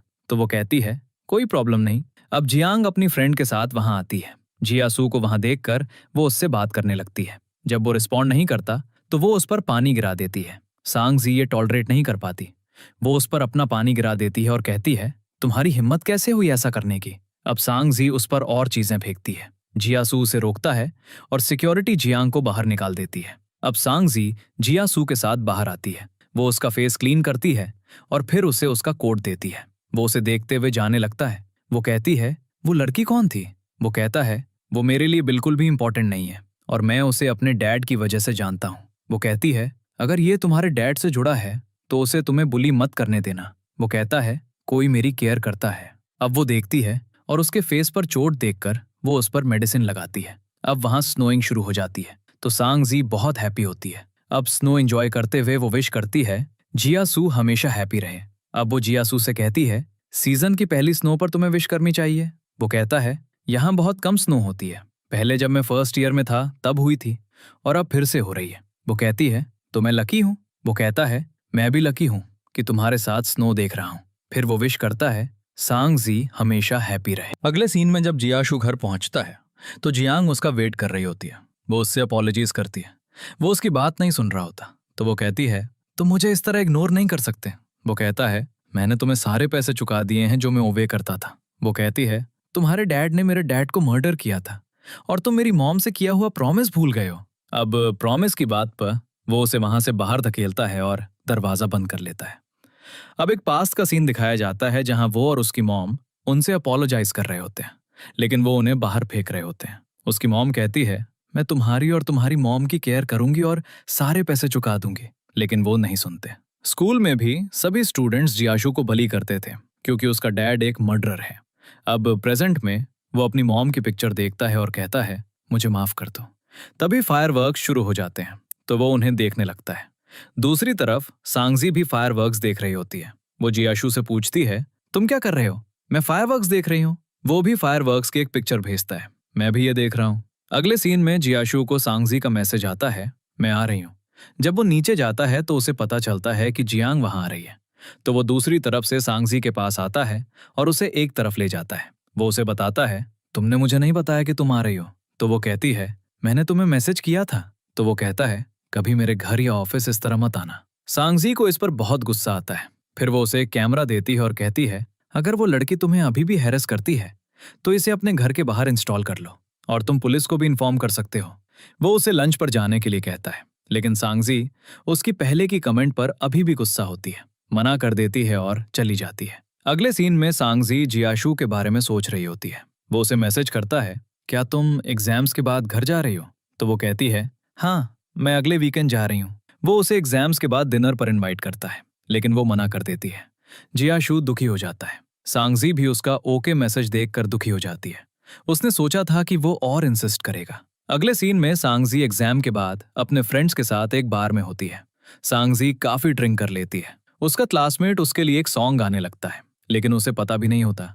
उसे जियाशु का मैसेज आता है। वो रिप्लाई नहीं करती तो वो उसे कॉल करता है।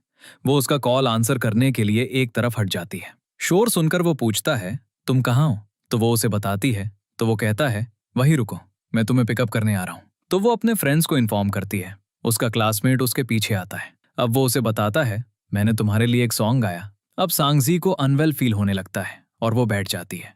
वो भी उसके बगल में बैठ जाता है। तभी जियाशु आता है। लड़का कहता है, मैं उसकी केयर कर रहा था। तो वो कहता है, अब जब मैं यहाँ हूँ तो मैं उसकी केयर करूंगा। फिर वो उसे अपने साथ ले जाने लगता है। अब थोड़ा आगे जाकर वो बैठ जाती है। मुझे वॉमिट जैसा फील हो रहा है लेकिन आ नहीं रही। तो वो कहता है, चलो थोड़ा आगे बैठते हैं। लेकिन वो कहती है, मैं यहाँ से नहीं उठना चाहती। तो वो उसे उठाने की कोशिश करता है तो वो उस पर वॉमिट कर देती है। जियाशु फिर भी कुछ नहीं कहता और उसे हक करके साथ ले जाने लगता है। अब वो फिर से बैठ जाती है। मैं चल नहीं सकती। तो वो कहता है, मैं तुम्हें अपनी पीठ पर उठा लूंगा। वो कहती है, तुम्हारा ऑपरेशन हुआ था, डॉक्टर ने तुम्हें भारी चीजें उठाने से मना किया था। वो कहता है, 3 महीने हो गए हैं, कुछ नहीं होगा। वो कहती है, मैं बहुत भारी हूँ, मेरा वेट बढ़ गया है, ये दिखता नहीं है। यह सुनकर जियाशु स्माइल करने लगता है। फिर वो उसे अपनी पीठ पर उठाने लगता है। वो उसे बताती है, मेरा एक सीक्रेट है। वो कहता है, क्या है? तो वो कहती है, मैं एक लड़के को पसंद करती थी। वो उसका नाम पूछता है लेकिन वो नहीं बताती। वो कहता है, ठीक है, ये बताओ, वो तुम्हें कैसे ट्रीट करता था? तो वो कहती है, वो सबके लिए अच्छा था, मुझे लगा वो मुझे वेल ट्रीट करता है, और रोने लगती है। जियाशु को ये बिल्कुल भी पसंद नहीं आता। वो उसे कार में बिठाता है, उसे अपना कोट देता है और कहता है, मैं तुम्हें दिखाऊंगा कि उसके जैसा कैसे बनना है, लेकिन मैं सिर्फ तुम्हारे लिए अच्छा रहूंगा। मैं तुम्हें रोते हुए नहीं देख सकता। अगली सुबह जब वो उठती है तो उसे रात की सारी बातें याद आ जाती हैं। तभी उसे जियाशु का मैसेज आता है, मैंने तुम्हारी टिकट बुक कर दी है।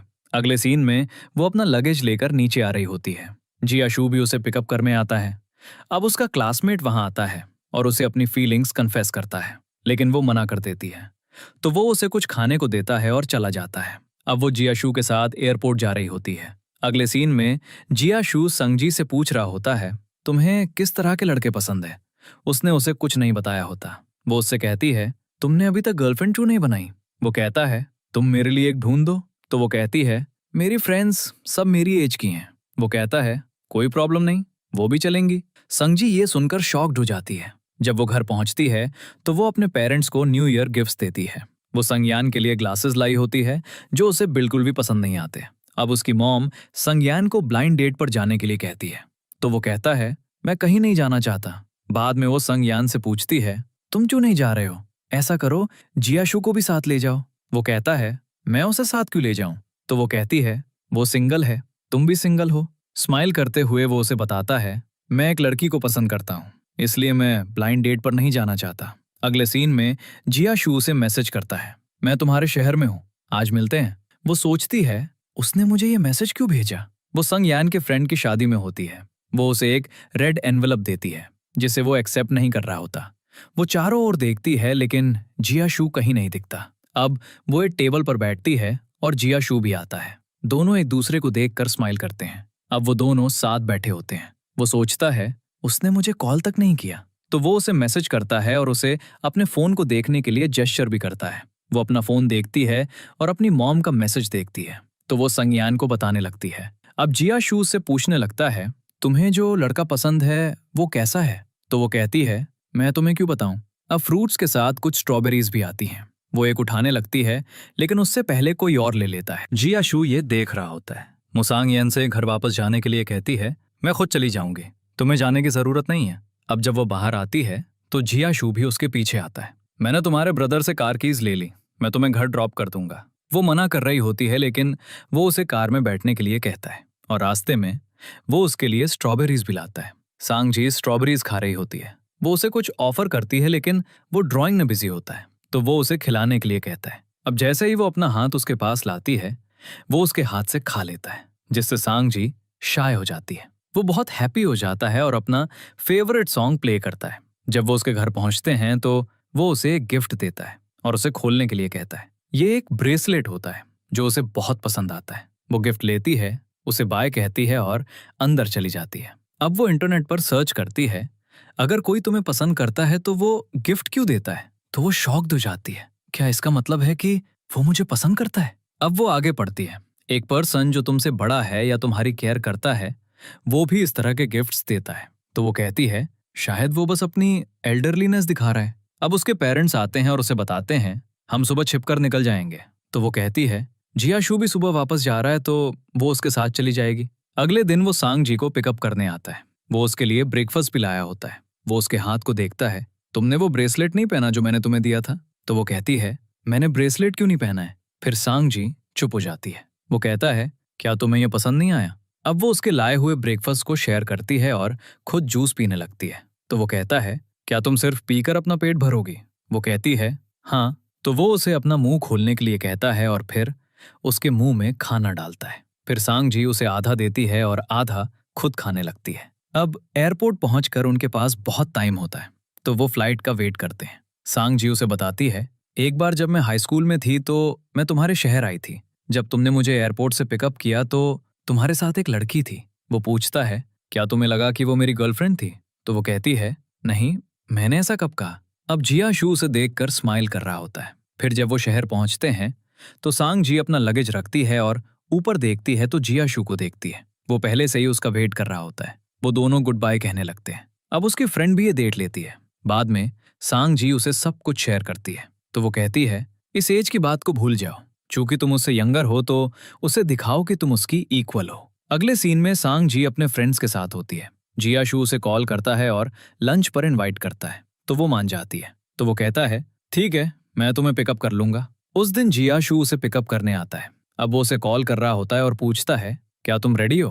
तो वो कहती है, हाँ। तो वो नीचे आती है। उसे देखकर जियाशू बहुत इम्प्रेस्ड होता है। वो कहता है, तुम बहुत डिफरेंट और प्रिटी लग रही हो।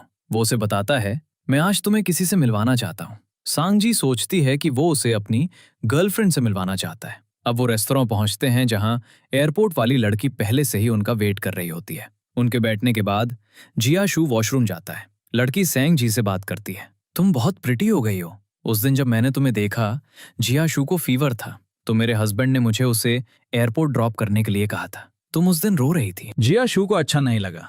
वो मुझे बता रहा था, पहले मैं उसे रोते हुए देख सकता था, लेकिन अब मैं ये सस्टेन नहीं कर सकता। तो वो सोचती है, तो वो इस बारे में बात कर रहे थे जिसे मैंने मिसअंडरस्टैंड कर लिया था। वो जियाशु की तारीफ करती है, वो बहुत अच्छा है। तभी जियाशु अपने बाकी कलीग्स के साथ आता है। वो संगजू के बारे में पूछते हैं तो जियाशु कहता है, वो मेरी फ्रेंड है। संगजू सोचती है, जब भी उसने मुझे पहले किसी से इंट्रोड्यूस किया तो उसने कहा कि मैं उसके सिस्टर हूँ। आज पहली बार वो मुझे फ्रेंड के रूप में इंट्रोड्यूस कर रहा है। अब वो सब वहां खाना खाने लगते हैं। जियाशु उससे कहता है कि हम यहाँ से जा सकते हैं। तो वो कहती है, क्या ये पॉसिबल है? तो वो उसका हाथ पकड़ता है और जाने लगता है। एक बार बाहर वो उससे पूछता है कि हम दूसरे रेस्टोरेंट चलें।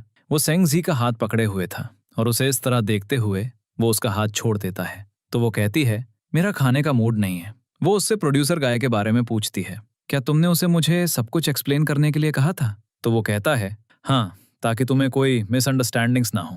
अब वो उसके साथ एक एनिमेटेड मूवी देखने की बात करता है। संगजू हैप्पी हो जाती है।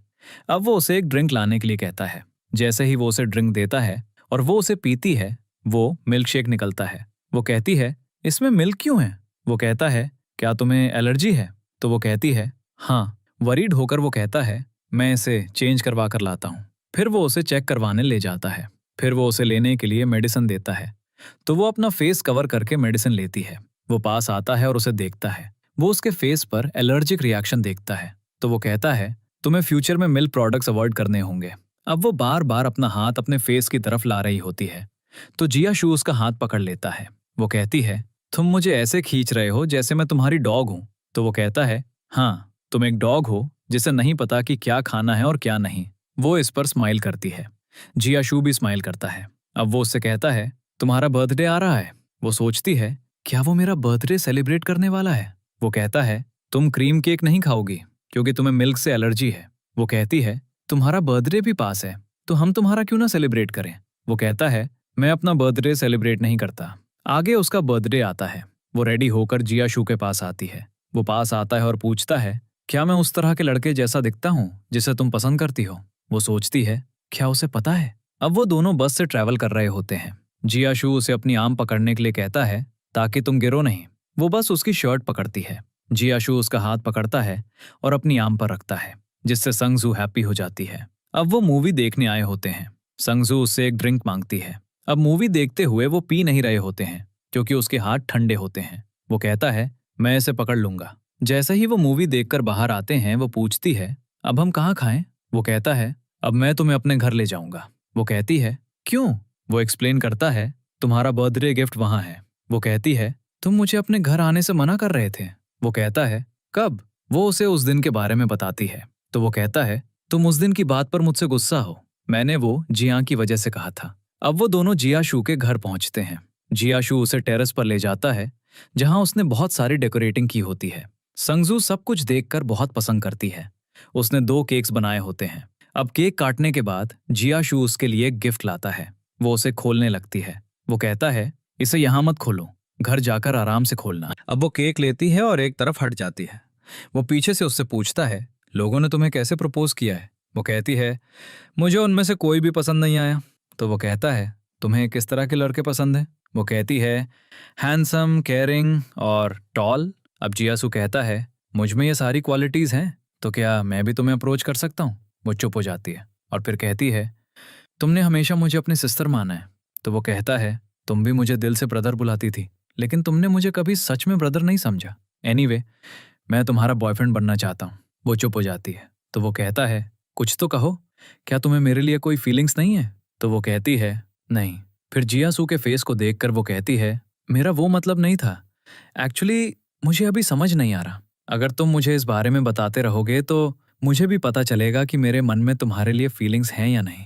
वो कहता है, क्या इसका मतलब है कि मुझे तुम्हें प्रपोज करते रहना चाहिए? वो कहती है, हाँ। फिर वो कहती है, तुमने अभी तक मुझे अपना लव कन्फेस नहीं किया है, तो क्या मैं ये केक ले सकती हूँ? क्योंकि मुझे ये पसंद है। तो वो कहता है, अगर ऐसी बात है तो मैं अभी अपना लव कन्फेस कर देता हूँ। वो कहती है, नहीं अभी मत करो। फिर उसे केक खाते देख वो कहता है, अगर तुम्हें यह इतना पसंद है तो दोनों केक्स अपने साथ ले जाओ। वो स्माइल करने लगती है। अब वो अपने हॉस्टल पहुंचती है और उसके फ्रेंड्स ने भी उसके लिए केक तैयार किया होता है, तो वो खुशी खुशी केक काटती है। अगले सीन में संगजी जियासू का गिफ्ट खोलती है और एक कैमरा निकलता है। अब वो एक पिक्चर देखती है जो उसमें पहले से ही होती है। वो उसे जियासू को भेजती है तो वो सोचता है ये पिक्चर उसके पास कैसे पहुंची। फिर उसे याद आता है कि जब वो कैमरा चेक कर रहा था तो उसने गलती से वो पिक्चर क्लिक कर ली थी। वो कहती है, कैमरा का रिजल्ट अच्छा नहीं है क्योंकि पिक्चर मुझे सही नहीं लग रही। तो वो कहता है, मुझे हाँ कह दो और मैं तुम्हें HD क्वालिटी में पिक्चर भेजूंगा। फिर उनका फ्लर्टिंग शुरू हो जाता है, लेकिन लड़की उसकी बातों में नहीं आती। इसके बाद वो जियासू द्वारा दिए गए ब्रेसलेट को पहनकर तस्वीरें लेने लगती है। उसकी फ्रेंड पूछती है, क्या ये जियासू ने तुम्हें दिया है? तो वो कहती है, हाँ। वो कहती है, क्या तुमने उसे हाँ कह दिया? तो वो कहती है, अभी तक नहीं। वैसे मुझे कब हाँ कहना चाहिए? तो वो कहती है, ये तुम पर डिपेंड करता है। अगले सीन में जियासू उसे मैसेज करता है और पूछता है, क्या तुम फ्री हो? मैं तुमसे मिलना चाहता हूँ। तो उसकी फ्रेंड कहती है, उसे मना कर दो ताकि उसे पता चले कि वो तुमसे प्यार करता है। अब वो मना कर देती है। अब वो उससे तीसरी बार पूछता है तो वो मान जाती है। फिर उनकी डेट का दिन आता है। जियासू उसे कॉल करता है और कहता है, मैं आज थोड़ा बिजी हूं तो मैं तुमसे नहीं मिल पाऊंगा। अब वही बात तीसरी बार होती है। तो उसकी फ्रेंड्स पूछती हैं, तुम डेट पर क्यों नहीं गई? क्या उसने आज फिर मना कर दिया? तो वो कहती है, हाँ उसे कुछ ऑर्गन काम था। सेंगजी को जियासू पर बहुत गुस्सा आ रहा होता है। अगले सीन में जैसे ही जियासू काम से फ्री होता है उसे हॉस्पिटल से कॉल आता है। डॉक्टर उसे अपने डैड की सर्जरी करवाने के लिए कहता है। अब एक पास का सीन दिखाया जाता है। वो और उसकी मॉम घर पर होते हैं। स्नोइंग हो रही होती है। उसकी मॉम उसे अपने डैड को कॉल करने के लिए कहती है।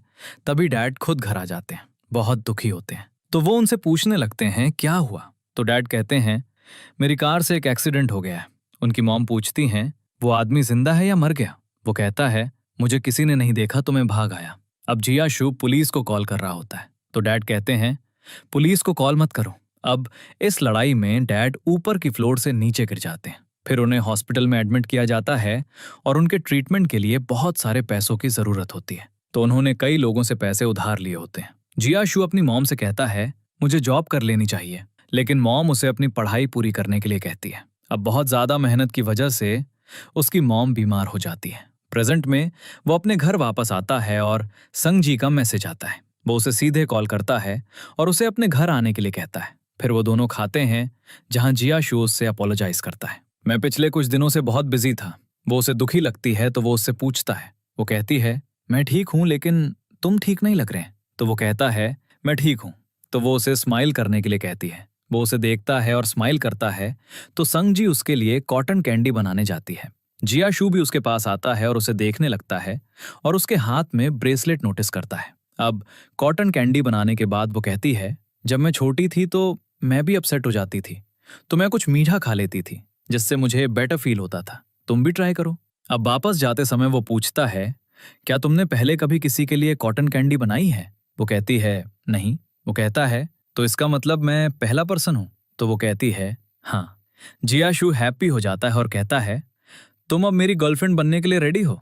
तुमने मेरे लिए कॉटन कैंडी बनाई और तुमने मेरा दिया हुआ ब्रेसलेट पहना हुआ है। अब संगजी चुप हो जाती है। अगले दिन जब वो लाइब्रेरी में होती है तो जियासू वहां आता है। अब उसकी क्लासमेट सेंगजी के पास वाली अपनी सीट उसके लिए छोड़ देती है। वो उससे पूछती है, तुम यहाँ क्या कर रहे हो? तो वो कहता है, मुझे कुछ काम था तो मैं अपनी यूनिवर्सिटी आया था। अब वो पास आता है और उसे दूर से किस करता है। संगजी नर्वस हो जाती है और कहती है, मैं सोई नहीं थी, मैं तुम्हें पास आते हुए देख रही थी। फिर वो और पास आता है और उसके चीक पर किस करता है। फिर एम्बैरेस्ड होकर वो कहती है, मेरा ऐसा करने का इरादा नहीं था। वो कहता है, ठीक है, मैं जो भी करूंगा तुम वही करोगी। तो वो कहती है, मैंने ऐसा नहीं कहा। फिर वो कहती है, अब ये मत सोचना कि मैंने तुम्हें अपना बॉयफ्रेंड बना लिया है। मैंने तुम्हें अभी तक हाँ नहीं कहा है, मैंने बस ये किया है। जियासू स्माइल करने लगता है। जब वो क्लास के बाद बाहर चल रहे होते हैं तो वो कहता है, कैंपस पर चलना अच्छा लगता है। तो वो कहती है, तुम पहले कभी नहीं चले?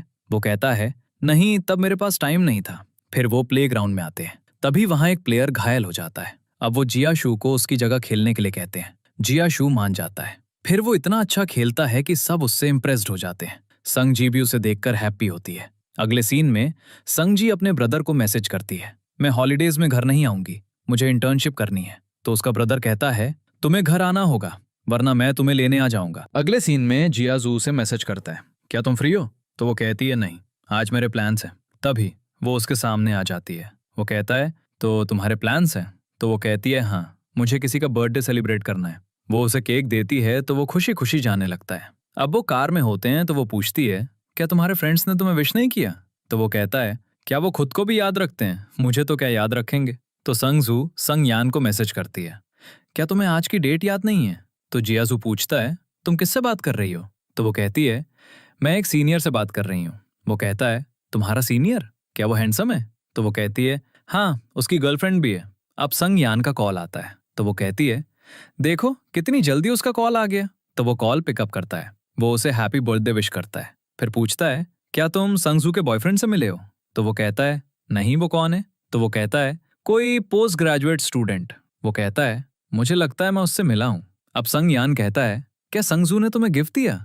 तो वो कहता है, हाँ। तो वो कहता है, वो मेरी तरफ से था। अब संगजू सोचती है, वो गिफ्ट मैं लाई थी और उसने उस पर अपना नाम लिखवा दिया। अब संगजू उससे कहती है, यहाँ। तो वो कहता है, क्या संगजू तुम्हारे साथ है? तो वो कहता है हाँ। तो वो कहती है, तुम मेरे लिए गिफ्ट नहीं लाए? तो वो कहता है, क्या तुम उसके साथ डिनर करने वाली हो? तो वो कहती है हाँ। अब कॉल एंड होने के बाद वो उससे पोस्ट ग्रेजुएट बॉयफ्रेंड के बारे में पूछता है। तो वो कहती है, मैंने उससे कहा कि वो मेरा बॉयफ्रेंड है, मैंने ये नहीं कहा कि मैंने रिलेशनशिप शुरू कर दी है। तो जियाजू कहता है, क्या तुम मेरी गर्लफ्रेंड बनोगी? अब वो रेस्टोरेंट पहुंचते हैं जिसे संगजू ने बहुत खूबसूरती से डेकोरेट किया होता है। अब वो उससे कहती है, यहीं रुको, मैं तुम्हारे लिए कुछ बनाकर लाती हूँ। अब जियाजू भी वहां आता है और उसकी पिक्चर लेता है। वो उसे बताती है, बाहर जाओ, मैं बनाकर बाहर लाती हूँ। फिर वो लाती है और उसे पिक्चर लेने के लिए कहती है, क्योंकि उसे लगता है कि उसने उन्हें अच्छा बनाया है। वो कहता है, नहीं, तुमने उन्हें अच्छा बनाया है। वो भी चेक करने लगती है। जियाजू उसे कोई फूड नहीं देता, ये तुमने मेरे लिए बनाया है। अब केक कटिंग टाइम पर संगजू कहती है, तुम्हें 3 विशेस करनी है। तो वो कहता है, 3 बहुत ज्यादा हो जाएंगी, मैं सिर्फ एक विश करना चाहता हूँ, जब तक कि वो सच हो जाए। अब विश करने के बाद संगजू उससे उसकी विश के बारे में पूछती है। वो कहता है, तुम्हें इसके बारे में पता है। अब वो रिलेशनशिप के लिए मान जाती है तो जियाजू हैप्पी हो जाता है। वो कहता है, मैं हमेशा तुम्हारा बर्थडे तुम्हारे साथ इसी तरह सेलिब्रेट करना चाहता हूँ। अब वो उस पर केक लगाती है तो वो उसका हाथ पकड़ता है और उसे खड़े होने के लिए कहता है और खुद खड़े होकर वो उसके पास जाता है और उसे किस करता है और कहता है, ये मेरा फर्स्ट टाइम है तो मुझे नहीं पता कि कैसे करना है, मुझे कभी चीट मत करना। अब जैसे ही वो बाहर बैठे होते हैं, जियाशू उसे देख रहा होता है तो वो कहती है, मुझे इस तरह मत देखो। वो कहता है, क्यों नहीं? फिर वो उसे बताता है, मेरी मॉम गुजर चुकी हैं और मेरे डैड कोमा में हैं, मेरे पास घर भी नहीं है, बस कुछ सेविंग्स हैं। अगले दिन सेंगसी लाइब्रेरी पहुंचती है और जियाशू पहले से ही उसका वेट कर रहा होता है। वो कहता है, तुम्हें इस टाइम वहां चेयर नहीं मिलेगी तो मैं तुम्हें अपने घर ले जाऊंगा। अब वो उसका बैग लेता है और उसे अपने घर ले आता है। वो उसे अपने रूम में बैठकर पढ़ने के लिए कहता है। वो कहती है, मैं बाहर बैठकर पढ़ूंगी। तो वो उसका हाथ पकड़ता है और उसे रूम में ले आता है, उसे चेयर पर बैठने के लिए कहता है और खुद बेड पर बैठ जाता है। मैं अब तुम्हें देखना चाहता हूँ। ये सुनकर सेंगजी उसके पास आती है और कहती है, अब जब तुमने मुझे देख लिया है तो यहाँ से चलते हैं। अब जियाशू उसे पकड़ता है और कहता है, मैंने तुम्हें अभी तक प्रॉपरली नहीं देखा है, तो क्या मैं तुम्हारे पीछे बैठकर तुम्हें देख सकता हूँ? मैं कुछ नहीं कहूंगा। लेकिन वो कहती है, तुम यहाँ से जाओ। तो वो कहता है, तुम बहुत क्रूअल हो। अब वो उससे पूछ रहा है, तुम क्या खाओगी? तो वो कहती है, तुम जो बनाओगे मैं वही खाऊंगी। आगे वो खाते हैं और सेंगजी उसकी कुकिंग की तारीफ करती है। फिर वो कहती है, मैं बर्तन धोऊंगी, तुम्हें धोने की जरूरत नहीं है। वो उसे मना करता है लेकिन वो किचन में जाकर बर्तन धोने लगती है। वो भी उसके पीछे आता है और कहता है, तुम अपने घर पर ये काम नहीं करती और मैंने तुम्हें ये करने के लिए नहीं कहा। तो वो कहती है, मैं नहीं चाहती कि फ्यूचर में तुम सब कुछ करो। अब वो दोनों साथ में काम करने लगते हैं। फिर वो कहता है, क्या तुम सोना चाहती हो या हम कहीं बाहर चलें? तो वो कहती है, नहीं, मुझे अभी रिवाइज करना है। अब वो रूम में आ गए हैं और पढ़ रहे हैं, लेकिन उसे नींद भी आ रही होती है। अब वो बेड पर लेट जाती है और पढ़ने की कोशिश करती है। फिर वो नोटबुक को अपने फेस पर रखती है और एक शॉर्ट नैप लेने लगती है। तभी जियाशू आता है तो वो जल्दी से बेड से गिर जाती है। वो कहता है, मुझे सेंगजी नहीं दिख रही। तो वो उसे देखती है। स्माइल करते हुए वो कहता है, तुम इस तरह कैसे पढ़ रही हो? तो वो कहती है, इस तरह मैं ज्यादा एक्साइटेड हूँ। अब जियाशू उसे उठाता है और उसे बेड पर लेटाता है और कहता है, क्या तुम अब एक्साइटेड हो? अब वो उसे किस करने ही वाला होता है लेकिन वो एक तरफ मुड़ जाती है और उठ जाती है। तुम क्या कर रहे हो? तो वो कहता है, हम अब साथ हैं। वैसे तुम बेड के नीचे कैसे पहुंच गई? तो वो उसे पूरी स्टोरी बताती है। तो वो कहता है, अगर तुम्हें नींद आ रही है तो थोड़ी देर सो जाओ, मैं तुम्हें उठा दूंगा। फिर वो उसे लेटाता है और उसे ब्लैंकेट से ढक देता है।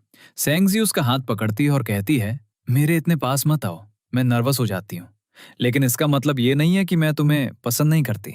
वो कहता है, ठीक है, मैं समझ गया। फिर वो उसे लेटाता है और चला जाता है। आगे जब वो उसे हॉस्टल ड्रॉप कर रहा होता है तो वो उससे कैंडी देने के लिए कहता है। फिर वो उसका हाथ भी पकड़ता है। वो कहता है, क्या मैं कैंडी लूं या तुम्हारा हाथ? तो वो चुप हो जाती है। तो वो कहता है, क्या मैं तुम्हारा हाथ पकड़ सकता हूं? तो वो कहती है, हाँ। अब जैसे ही वो हाथ पकड़े होते हैं, सेंगजी कहती है, ये बहुत स्ट्रेंज लगता है जब कोई हाथ पकड़ने के लिए पूछता है। अगर तुम्हें पकड़ना है तो बस पकड़ लो। वो स्माइल करने लगता है। वो कहती है, मैंने तुम्हें एक बात नहीं बताई, मैं तुम्हें बहुत पसंद करती हूँ। तो वो कहता है, मैं भी तुम्हें पसंद करता हूँ। फिर वो उसके फोरहेड पर किस करता है। अगले सीन में सेंगजी जियाशु को डेट पर जाने के लिए कहती है। अब वो एक रेस्टोरेंट में होते हैं। सेंगजी सोचती है कि वो पूरी रात नहीं सोया है। तो वो कहती है, क्या तुम देर रात तक काम कर रहे थे? तो वो कहता है, नहीं, मैं सो रहा था। अब वो उसे स्केट करना सिखाने लगता है। वो उसे बताती है, मैंने डिसाइड किया है, मैं आज तुम्हें किस करूंगी। जियासु नर्वस हो जाता है और लगभग गिर जाता है। वो कहती है, अगर तुम नर्वस हो तो मैं नहीं करूंगी। तो वो कहता है, नहीं, मैं चाहता हूं। अब जैसे ही वो उसे किस करने वाली होती है वो भाग जाता है। वो कहता है, मेरी तरफ आओ। अब संगजी बैठ जाती है। मैं नहीं आना चाहती। वो कहता है, एक बार ट्राई करो। तो वो उसकी तरफ आने की कोशिश करती है। जियासु पर गिर जाती है और वो इतने करीब होते हैं कि संगजी उसे किस कर लेती है। वो कहता है, मैं इसके लिए रेडी नहीं था। तो थोड़ी देर बाद वो किस करते हैं। अगले सीन में जियासु संगजी का वेट कर रहा होता है जब एक लड़की आती है और उससे डायरेक्शंस पूछती है। फिर वो कहता है, मैं ही क्यों, क्या मैं तुम्हें वीचैट पर ऐड कर लूं? संगजी दोनों को देख रही होती है। वो कहता है, अगर मेरी गर्लफ्रेंड ने मुझे तुम्हारे साथ देख लिया तो वो मुझे जिंदा खा जाएगी। अब लड़की चली जाती है। जियासु संगजी के पास जाता है। वो उससे पूछता है, क्या तुम जेलस हो? तो वो कहती है, मैं जेलस क्यों होंगी? अब जियासु उसे मनाने लगता है, लेकिन वो बस उसे देखकर स्माइल करती है। इसके बाद वो फ्रूट्स खरीदने के लिए मार्केट आए होते हैं और एक लड़का उससे उसका वीचैट मांगता है। तो वो कहती है, मेरा बॉयफ्रेंड है। तो वो उसी तरह रिएक्ट करने लगता है जैसे उसने किया था। वो कहती है, मैंने उसे बताया कि मेरा बॉयफ्रेंड है। तो जियासु इस बारे में हैप्पी हो जाता है। अगले सीन में संगजी हॉलीडेज के दौरान अपनी जॉब पर जाने के लिए रेडी हो रही होती है। संग येन कॉल करता है। वो कहता है, क्या तुमने अपनी रिटर्न टिकट बुक कर ली है? तो वो कहती है, नहीं, और मॉम और डैड मान गए हैं। वो कहता है, क्या मैंने तुमसे नहीं कहा था कि तुम वापस आओगी? वो कहती है, मैं नहीं आना चाहती, मैं अगली हॉलीडेज में आऊंगी। तो संग येन गुस्से में कॉल डिस्कनेक्ट कर देता है। अब वो उसे बताती है कि जियासु उसका बॉयफ्रेंड है और उसे पता चलता है कि संग येन ने उसे ब्लॉक कर दिया है। अगले सीन में वो काम के बाद जियासु का वेट कर रही होती है। जियासु अपनी पीठ के पीछे एक फ्लावर बुके छिपाकर आता है। वो पूछती है, तुम क्या छिपा रहे हो? वो उसे नहीं बताता, बल्कि उसे हक करता है और उसे सनफ्लावर देता है। फिर वो खाने जाते हैं और जियासु उसे एक गिफ्ट देता है। वो कहती है, ये एक रैबिट है। वो कहता है, इसके ईयर्स प्रेस करो। तो वो कहती है, ये संगयन जैसा दिखता है। वो कहता है, अगर तुम ऑफिस में किसी पर गुस्सा हो तो इसे मारना। तो वो संगयन का नाम लेती है और उसे मारने लगती है। तो वो कहता है, क्या तुम्हारी उससे लड़ाई हुई है? तो वो कहती है, हाँ, उसने मुझे ब्लॉक कर दिया क्योंकि मैं घर वापस नहीं गई।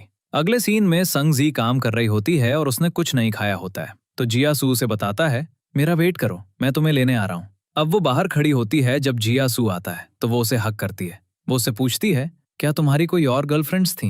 वो कहता है, नहीं, तुम पहली और आखिरी हो। वो उसे फिर से हक करती है और कहती है, मैं काम से थक गई थी, लेकिन अब मैं रिचार्ज हो गई हूँ। तो जियासु कहता है, तो मुझे भी रिचार्ज करो। तो वो उसे हक करती है। फिर वो उसे घर ड्रॉप करता है। अगले दिन वो उसे काम पर ड्रॉप करने आया होता है। उसे देखकर वो पूछती है, तुम यहाँ कैसे? तो वो कहता है, मैं तुम्हें ऑफिस ड्रॉप करने जा रहा हूँ। अब वो उसके ऑफिस आता है। संगजी उसे किस करती है और चली जाती है। अब उसकी बॉस भी ये देख लेती है। वो जियांग की फ्रेंड होती है, तो वो जियांग को इस सब के बारे में बता देती है। अगले सीन में जियांग सेंगजी से मिलती है। वो उसे जियाशु के खिलाफ करने की बहुत कोशिश करती है, लेकिन वो उसे बताती है, मैं हमेशा उसे सपोर्ट करूंगी। अब वो बाहर बैठी होती है, जियांग की बातों के बारे में सोच रही होती है। तभी जियाशु आता है। वो उससे पूछता है, तुम्हें क्या हुआ? तो वो कहती है, कुछ नहीं। वो उसके लिए खाना लाया होता है, जिसे वो खाती है और फिर उसे अपना बैंक कार्ड देती है। इसमें 5,000 है, तुम इसे यूज कर सकते हो। वो कहता है, तुम मुझे ये क्यों दे रही हो? फिर वो अपना वॉलेट निकालता है और उसे देता है। ये सब तुम्हारा है। वो कहती है, मैं इसे नहीं लेना चाहती। तो वो कहता है, मैं भी वही बात कह सकता हूँ। वो कहती है, ये मेरी सेविंग्स हैं घर खरीदने के लिए। तो वो कहता है, मेरे पैसों से अच्छी चीजें खरीदो। जियाशु उसका बैंक कार्ड लौटाता है। तुम खुद सेविंग करती रहो। वो कहती है मैं सेव नहीं कर सकती। तो वो कहता है तुम इसमें ऐड करती रहो, मैं कमाता रहूंगा। तो सेंग जी उसे हक करती है। अगले दिन जियाशु उसे काम के बाद पिकअप करने आता है। वो उसे बता रहा होता है तुम्हें मेरे घर मूव हो जाना चाहिए। तभी उसे अपनी मदर का कॉल आता है। वो कहती है मेरी मॉम मुझे चेक करने के लिए कॉल करती हैं, इसलिए मैं तुम्हारे घर मूव नहीं हो सकती। अब उसकी मॉम का कॉल एंड होने के बाद सेंग येन कॉल करता है और उससे पूछता है तुम कहाँ हो। वो उसे बताती है। तो वो कहता है तुम वहां एक लड़की का हाथ पकड़े हुए हो। वो चारों ओर देखने लगती है। तभी सेंग येन उसके सामने आता है और जियाशु को देखकर वो सेंग जी को अपने साथ ले जाने लगता है। तो वो जियाशु के पीछे छिप जाती है। जियाशु कहता है मैंने उसे अप्रोच किया था। अब सेंग येन चुपचाप सेंग जी को हॉस्टल ले जाने लगता है। वो उसे मनाने की बहुत कोशिश करती है, लेकिन वो नहीं सुनता। अब उसे हॉस्टल ड्रॉप करने के बाद वो चला जाता है और फिर आगे जाकर सेंग येन जियाशु को मारने लगता है। गुस्सा शांत होने के बाद वो दोनों पहले जैसे हो जाते हैं। जियाशु उसे अपने घर ले जाता है। फिर वो उसके सामने बैठता है और उसके घावों पर मेडिसिन लगाता है। तो वो कहता है इससे कुछ नहीं होगा। वो कहता है अगर तुम्हारी सिस्टर ने मुझे कल इस हाल में देख लिया तो तुम्हें पता है वो मेरे साथ क्या करेगी। तो वो कहता है हाँ ये सच है। अब वो जियाशु को उसे मारने के लिए कहता है ताकि ऐसा लगे कि वो दोनों लड़े हैं। जियाशु उसे पंच करता है। अगले दिन जब जियाशु उसे ऑफिस ड्रॉप करने आता है तो उसका फेस देखकर वो पास के एक रेस्टोरेंट में सेंग येन के पास जाती है। तुमने उसे क्यों मारा? फिर वो उससे अपना रिलेशनशिप एंड कर देती है और चली जाती है। अब जियाशु उसके पीछे जाता है और फिर वापस आता है और सेंग येन को बताता है कि वो रेस्टोरेंट में है। फिर वो वापस आती है और वो फिर से लड़ने लगते हैं। तो जियाशु इंटरप्ट करता है मैंने भी उसे मारा, उसका फेस देखो, हम इवन है। फिर जब उनका ऑर्डर आता है तो जियाशु उससे फूड के बारे में पूछने लगता है, जिससे सेंग येन जेलस हो जाता है। उसे और टीज करने के लिए सेंग जी जियाशु को खिलाती है। अब जियाशु सेंग जी को हॉस्टल ड्रॉप करने आया होता है। सेंग येन को सोता देख वो सेंग जी को किस करता है और कहता है मैं सुबह से खुद को रोक रहा था। अब जाते समय वो जियाशु को एक फ्लाइंग किस देती है। वो भी उसे एक फ्लाइंग किस देता है। अगले सीन में सेंग जी की अपनी बॉस से आर्ग्यूमेंट हो जाती है। अब वो बाहर खड़ी होती है, दुखी होती है। सेंग यान आता है। वो उसे बताता है मैं सुबह वापस जा रहा हूँ। वो कहती है मैंने तुम्हें घुमाने के लिए कल छुट्टी ली थी। वो कहता है उसकी कोई ज़रूरत नहीं है, मुझे वहाँ काम है। अब सेंग जी रोने लगती है तो वो उसे शांत करता है। सेंग यान कहता है क्या तुम्हें ऑफिस में बुली किया जा रहा है? वो उसे नहीं बताती तो वो समझ जाता है। वो कहता है ये जॉब छोड़ दो, हमारे पास पैसों की कमी नहीं है। अब जियासू आता है। सेंग यान उसे सेंग जी के साथ बैठने के लिए कहता है। वो उसे बताता है वो काम की वजह से अपसेट है और उन्हें अकेला छोड़ देता है। अब जियासू कहता है मैं तुम्हारी तरफ से बात करूंगा, लेकिन सेंग जी मना कर देती है और उसे साथ ले जाने लगती है। फिर वो उससे कहता है तुम पहले मेरे सामने रोती थी तो अब क्या हुआ? तो वो कहती है बच्चे ऐसे ही रोते हैं। तो वो कहता है मैं कोई ऐसा बनना चाहता हूं जिस पर तुम ट्रस्ट करो और सब कुछ बता सको। फिर वो उसके फोरहेड पर किस करता है। वो कहती है मैं भी चाहती हूं कि कोई मुझे अपना माने और मेरे साथ सब कुछ शेयर करे। तो वो कहता है तो मुझे बताओ ऑफिस में क्या हुआ? अब वो उसे कुछ नहीं बताती बल्कि उसे हक करती है। वो कहता है मुझे पता है तुम कुछ दिन पहले जियांग से मिली थी। मैंने उसे वॉर्न किया है कि तुम्हें परेशान न करे, तुम्हें मुझे ये बताना चाहिए था। तो वो कहती है मैंने तुम्हें नहीं बताया क्योंकि मुझे लगा मैं बड़ी हो गई हूँ, तो मैं इसे खुद हैंडल कर सकती हूँ। तो वो कहता है तुम्हें इस तरह का बर्डन उठाने की जरूरत नहीं है। वो कहती है ठीक है, अब मैं तुम्हें सब कुछ बताऊंगी। अगले सीन में सेंग जी उस जगह पहुंचती है जिसके बारे में जियासू ने उसे बताया था। वो उसे देखती है और वो उसे वेट करने के लिए कहता है। फिर वो उसे ऊपर ले जाता है, उसे घर दिखाता है और कहता है इसमें 2 रूम्स हैं। तो वो कहती है क्या मैं यहाँ रहूंगी? तो वो कहता है नहीं, लेकिन जब तुम पढ़ने आओगी तो ये तुम्हारा सेपरेट रूम होगा। फिर वो उसे घर की कीज देता है। आज से ये घर हम दोनों का है। तो सेंग जी हैप्पी हो जाती है। अगले सीन में सेंग जी के हॉस्टल रूम का एसी खराब हो जाता है। कोई उसे रिपेयर करने नहीं जा रहा होता है क्योंकि वेकेशन का टाइम होता है। तो वो जियासू को बताती है और वो उसे पिकअप करने आता है। अब वो घर पर उसके लिए स्नैक्स भी लाता है। उसे वो पसंद आते हैं तो वो कहता है अगर तुम यहाँ मेरे साथ रहोगी तो मैं तुम्हें ये डेली ला दूंगा। तो वो चुप हो जाती है। फिर जियासू उसे शावर लेने के लिए कहता है। अब वो शावर लेकर बाहर आती है। जियासू भी अपनी नाइट ड्रेस में बैठा होता है। उसे देखकर वो उसे अपने पास आने के लिए कहता है। वो उसे अपने पास बिठाता है और उसे अपना गेम दिखाने लगता है। वो उसे गेम के बारे में बता रहा होता है, लेकिन सेंग जी बस उसे घूर रही होती है। इसके बाद वो गेम खेलती है और वो उसे देख रहा होता है। फिर वो गेम जीत जाती है। अब वो उसके करीब आने लगता है तो सेंग जी कहती है मैं स्नैक्स लाती हूँ। अब उसके बाल जियासू के बटन में फंस जाते हैं। अब वो अपने बाल निकालने के लिए उसके पास आती है तो वो उसे किस करता है और फिर उनका रोमांस शुरू हो जाता है। उसे किस करने के बाद वो उसे सोने जाने के लिए कहता है। फिर वो जल्दी से अपना लैपटॉप लेती है और अपने रूम में चली जाती है। अगले दिन जब जियासू उठता है तो सांगजी उसके लिए ब्रेकफास्ट बनाकर जा चुकी होती है। वो ब्रेकफास्ट के साथ एक सेल्फी लेता है। फिर जब वो काम से घर आता है तो सांगजी सो रही होती है। वो उस पर ब्लैंकेट डालता है और उसे किस करता है। अगले दिन जब वो वापस आती है और कपड़े चेंज कर रही होती है तो उसका पार्सल आता है जो जियासू ने उसके लिए भेजा होता है। फिर उसका कॉल भी आता है। वो कहता है, मैं भी वही खाना खा रहा हूँ। अगले सीन में दोनों अपने अपने जॉब से फ्री होते हैं तो जियासू उसे कई जगह दिखाता है। हम यहाँ ट्रैवल करते हैं, लेकिन वो कहती है मैं कैंपिंग पर जाना चाहती हूँ। वो उसे मना कर देता है, उसमें कई प्रॉब्लम्स हो सकती हैं। लेकिन संगजी कहती है मैंने सारी अरेंजमेंट्स कर ली हैं। तो जियासू मान जाता है तो वो हैप्पी हो जाती है। अगली सुबह उन्हें कैंपिंग पर जाना होता है, लेकिन बारिश हो जाती है जिससे संगजी दुखी हो जाती है। तो जियासू डिसाइड करता है हम घर पर ही कैंप करेंगे। अब वो टेंट लगाना शुरू करते हैं और बहुत एंजॉय कर रहे होते हैं। संगजी टेबल के नीचे होती है तो जियासू उसे ऊपर खींचता है और उसके करीब आता है। तभी संगजी को अपनी मॉम का कॉल आता है। फिर वो टेंट में बैठती है और अपनी मॉम से बात करने लगती है। वो कहती है मैं अपनी फ्रेंड के अपार्टमेंट में हूँ। हम कैंपिंग पर जाने वाले थे लेकिन बारिश की वजह से कैंसिल हो गया। अब कॉल एंड होने के बाद दोनों रिलैक्स करते हैं। फिर वो दोनों एक गेम खेलते हैं जिसमें संगजी हार जाती है तो उसे पनिशमेंट भी मिलती है। इस तरह उनकी हॉलीडेज बीत जाती हैं। अगले सीन में वो अपने घर आई होती है और अपनी मॉम और डैड को सरप्राइज देती है। उसकी मॉम उसे देखकर हैप्पी हो जाती है। फिर वो अपने रूम में जाती है और जियासू से बात करती है। वो कहता है मैं तुम्हें बहुत मिस करता हूँ। अब संगजी की मॉम उनकी कॉन्वर्सेशन सुन लेती है, लेकिन उन्हें जियासू के बारे में पता नहीं होता। तो अपनी मॉम को देखकर वो कॉल डिस्कनेक्ट कर देती है और फिर कुछ फ्रूट लेती है। अब मॉम और डैड संगजी के रूम में आते हैं। डैड आते ही पूछते हैं क्या तुम किसी को डेट कर रही हो? मॉम कहती है तुमने मुझे पहले क्यों नहीं बताया? तो वो कहती है मैंने सोचा था मैं तुम्हें फेस टू फेस बताऊंगी। अब डैड के क्वेश्चंस शुरू हो जाते हैं तो संगजी ये कहकर चली जाती है संज्ञान आ गया होगा, मैं उसे देखने जा रही हूँ। अब वो संज्ञान के पास जाती है और पूछती है क्या तुम आज जियासू के साथ डिनर कर रहे हो? तो वो कहता है ओह, तो तुम भी मेरे साथ जाना चाहती हो? तो वो कहती है हाँ। तो वो उनकी मॉम को आवाज लगाता है तो संगजी उसे मारने लगती है। वो कहता है मैं इसलिए आवाज लगा रहा था ताकि मॉम आज ज्यादा खाना ना बनाए। तो संगजी उसे एक प्यार भरा लुक देती है और रेडी होने चली जाती है। अब संगजी संज्ञान के साथ जियासू का वेट कर रही होती है। तभी वो आता है तो संगजी फ्रंट सीट पर बैठ जाती है। जियासू भी बैक में बैठता है और अपना सीट बेल्ट लगाने लगता है। तो संज्ञान कुछ मिसअंडरस्टैंड कर लेता है। वो कहता है तुम्हारा ब्रदर भी है? तो संगजी कहती है बस ड्राइव करो। अब वहां पहुंचने के बाद जियासू अपने फ्रेंड्स को बताता है संगजी और मैं रिलेशनशिप में हैं।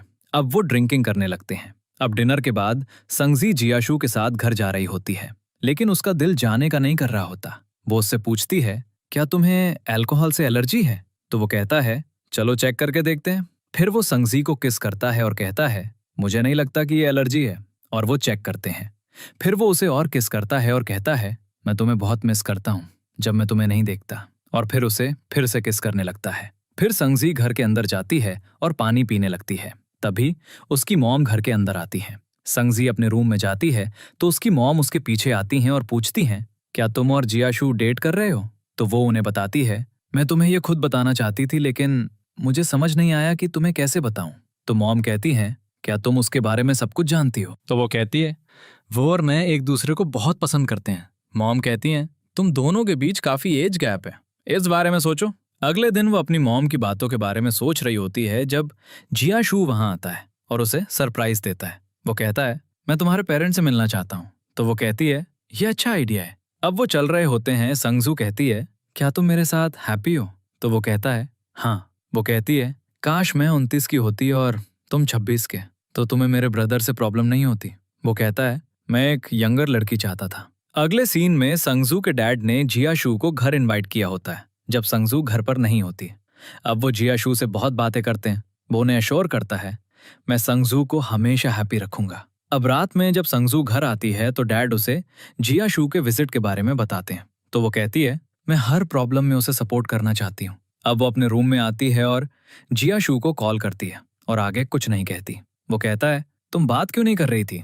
तो वो कहती है मेरे डैड ने तुमसे जो भी कहा उसे दिल पर मत लेना। तो वो कहता है तुम्हारे डैड ने ऐसा कुछ नहीं कहा, तुम सो जाओ, चिंता करने की कोई ज़रूरत नहीं है। मुझे कुछ काम है तो मैं सुबह वापस जा रहा हूँ। वो कहती है, मैं तुम्हें ड्रॉप कर दूंगी। तो वो उसे मना कर देता है। अगले दिन वो अपनी चीज़ें पैक करती है और जाने लगती है। उसकी मॉम और डैड पूछते हैं तो वो कहती है, मुझे जिया शू से बात करनी है और आपको एक बार अपनी डॉटर पर ट्रस्ट करना चाहिए।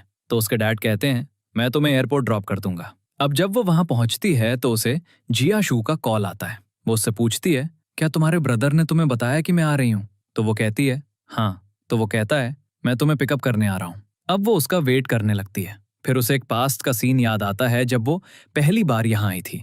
अब जिया शू वहां आता है और उसका फेस देखकर कहता है, तुम्हें क्या हुआ? वो कहती है, क्या तुम्हें याद है जब मैं हाई स्कूल में थी तो मैं यहाँ एक ऑनलाइन क्रश से मिलने आई थी?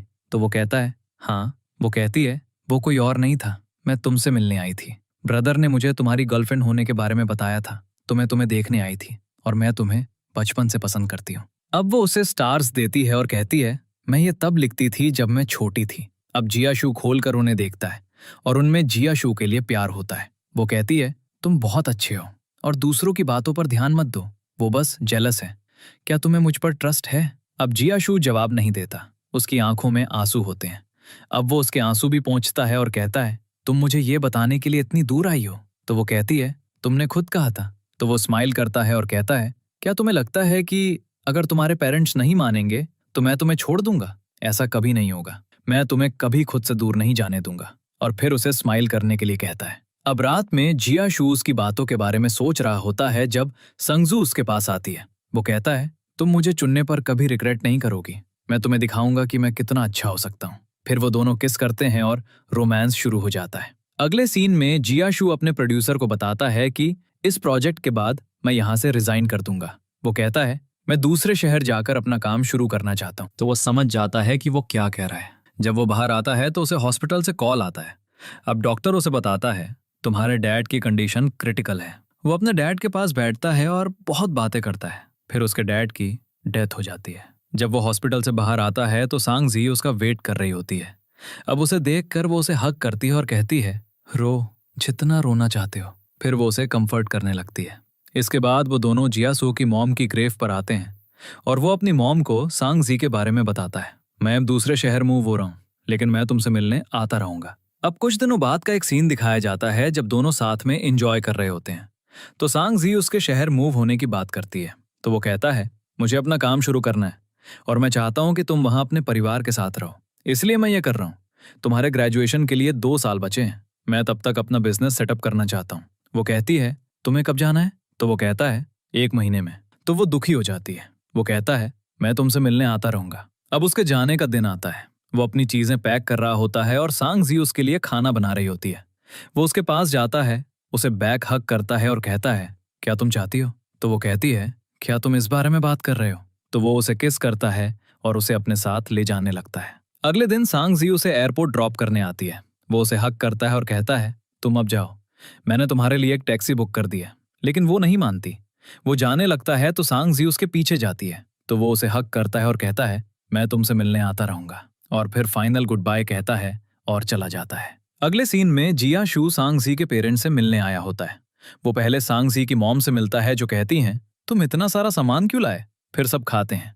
खाने के बाद वो टी पीते हैं। जिया शू सांग जी के बारे में बात करता है। वो कहता है, मैं उसके बारे में सीरियस हूँ और उसे कभी चीट नहीं करूंगा। अब सांग जी की मॉम और डैड मान जाते हैं तो वो बहुत हैप्पी होता है। इसके बाद सांग येन और जिया सू गार्बेज फेंकने बाहर जा रहे होते हैं। एक पास्ट का सीन दिखाया जाता है जब सांग जी ने जिया सू को टीचर्स मीटिंग में जाने के लिए कहा था। प्रेजेंट में जिया सू घर जाता है और सांग जी को वीडियो कॉल करता है और उसे सब कुछ बताता है। तुम्हारी मॉम और डैड ने हाँ कह दी। तो वो भी हैप्पी हो जाती है। वो कहती है, क्या तुम इस महीने के एंड में फ्री हो? वो कहता है, क्यों?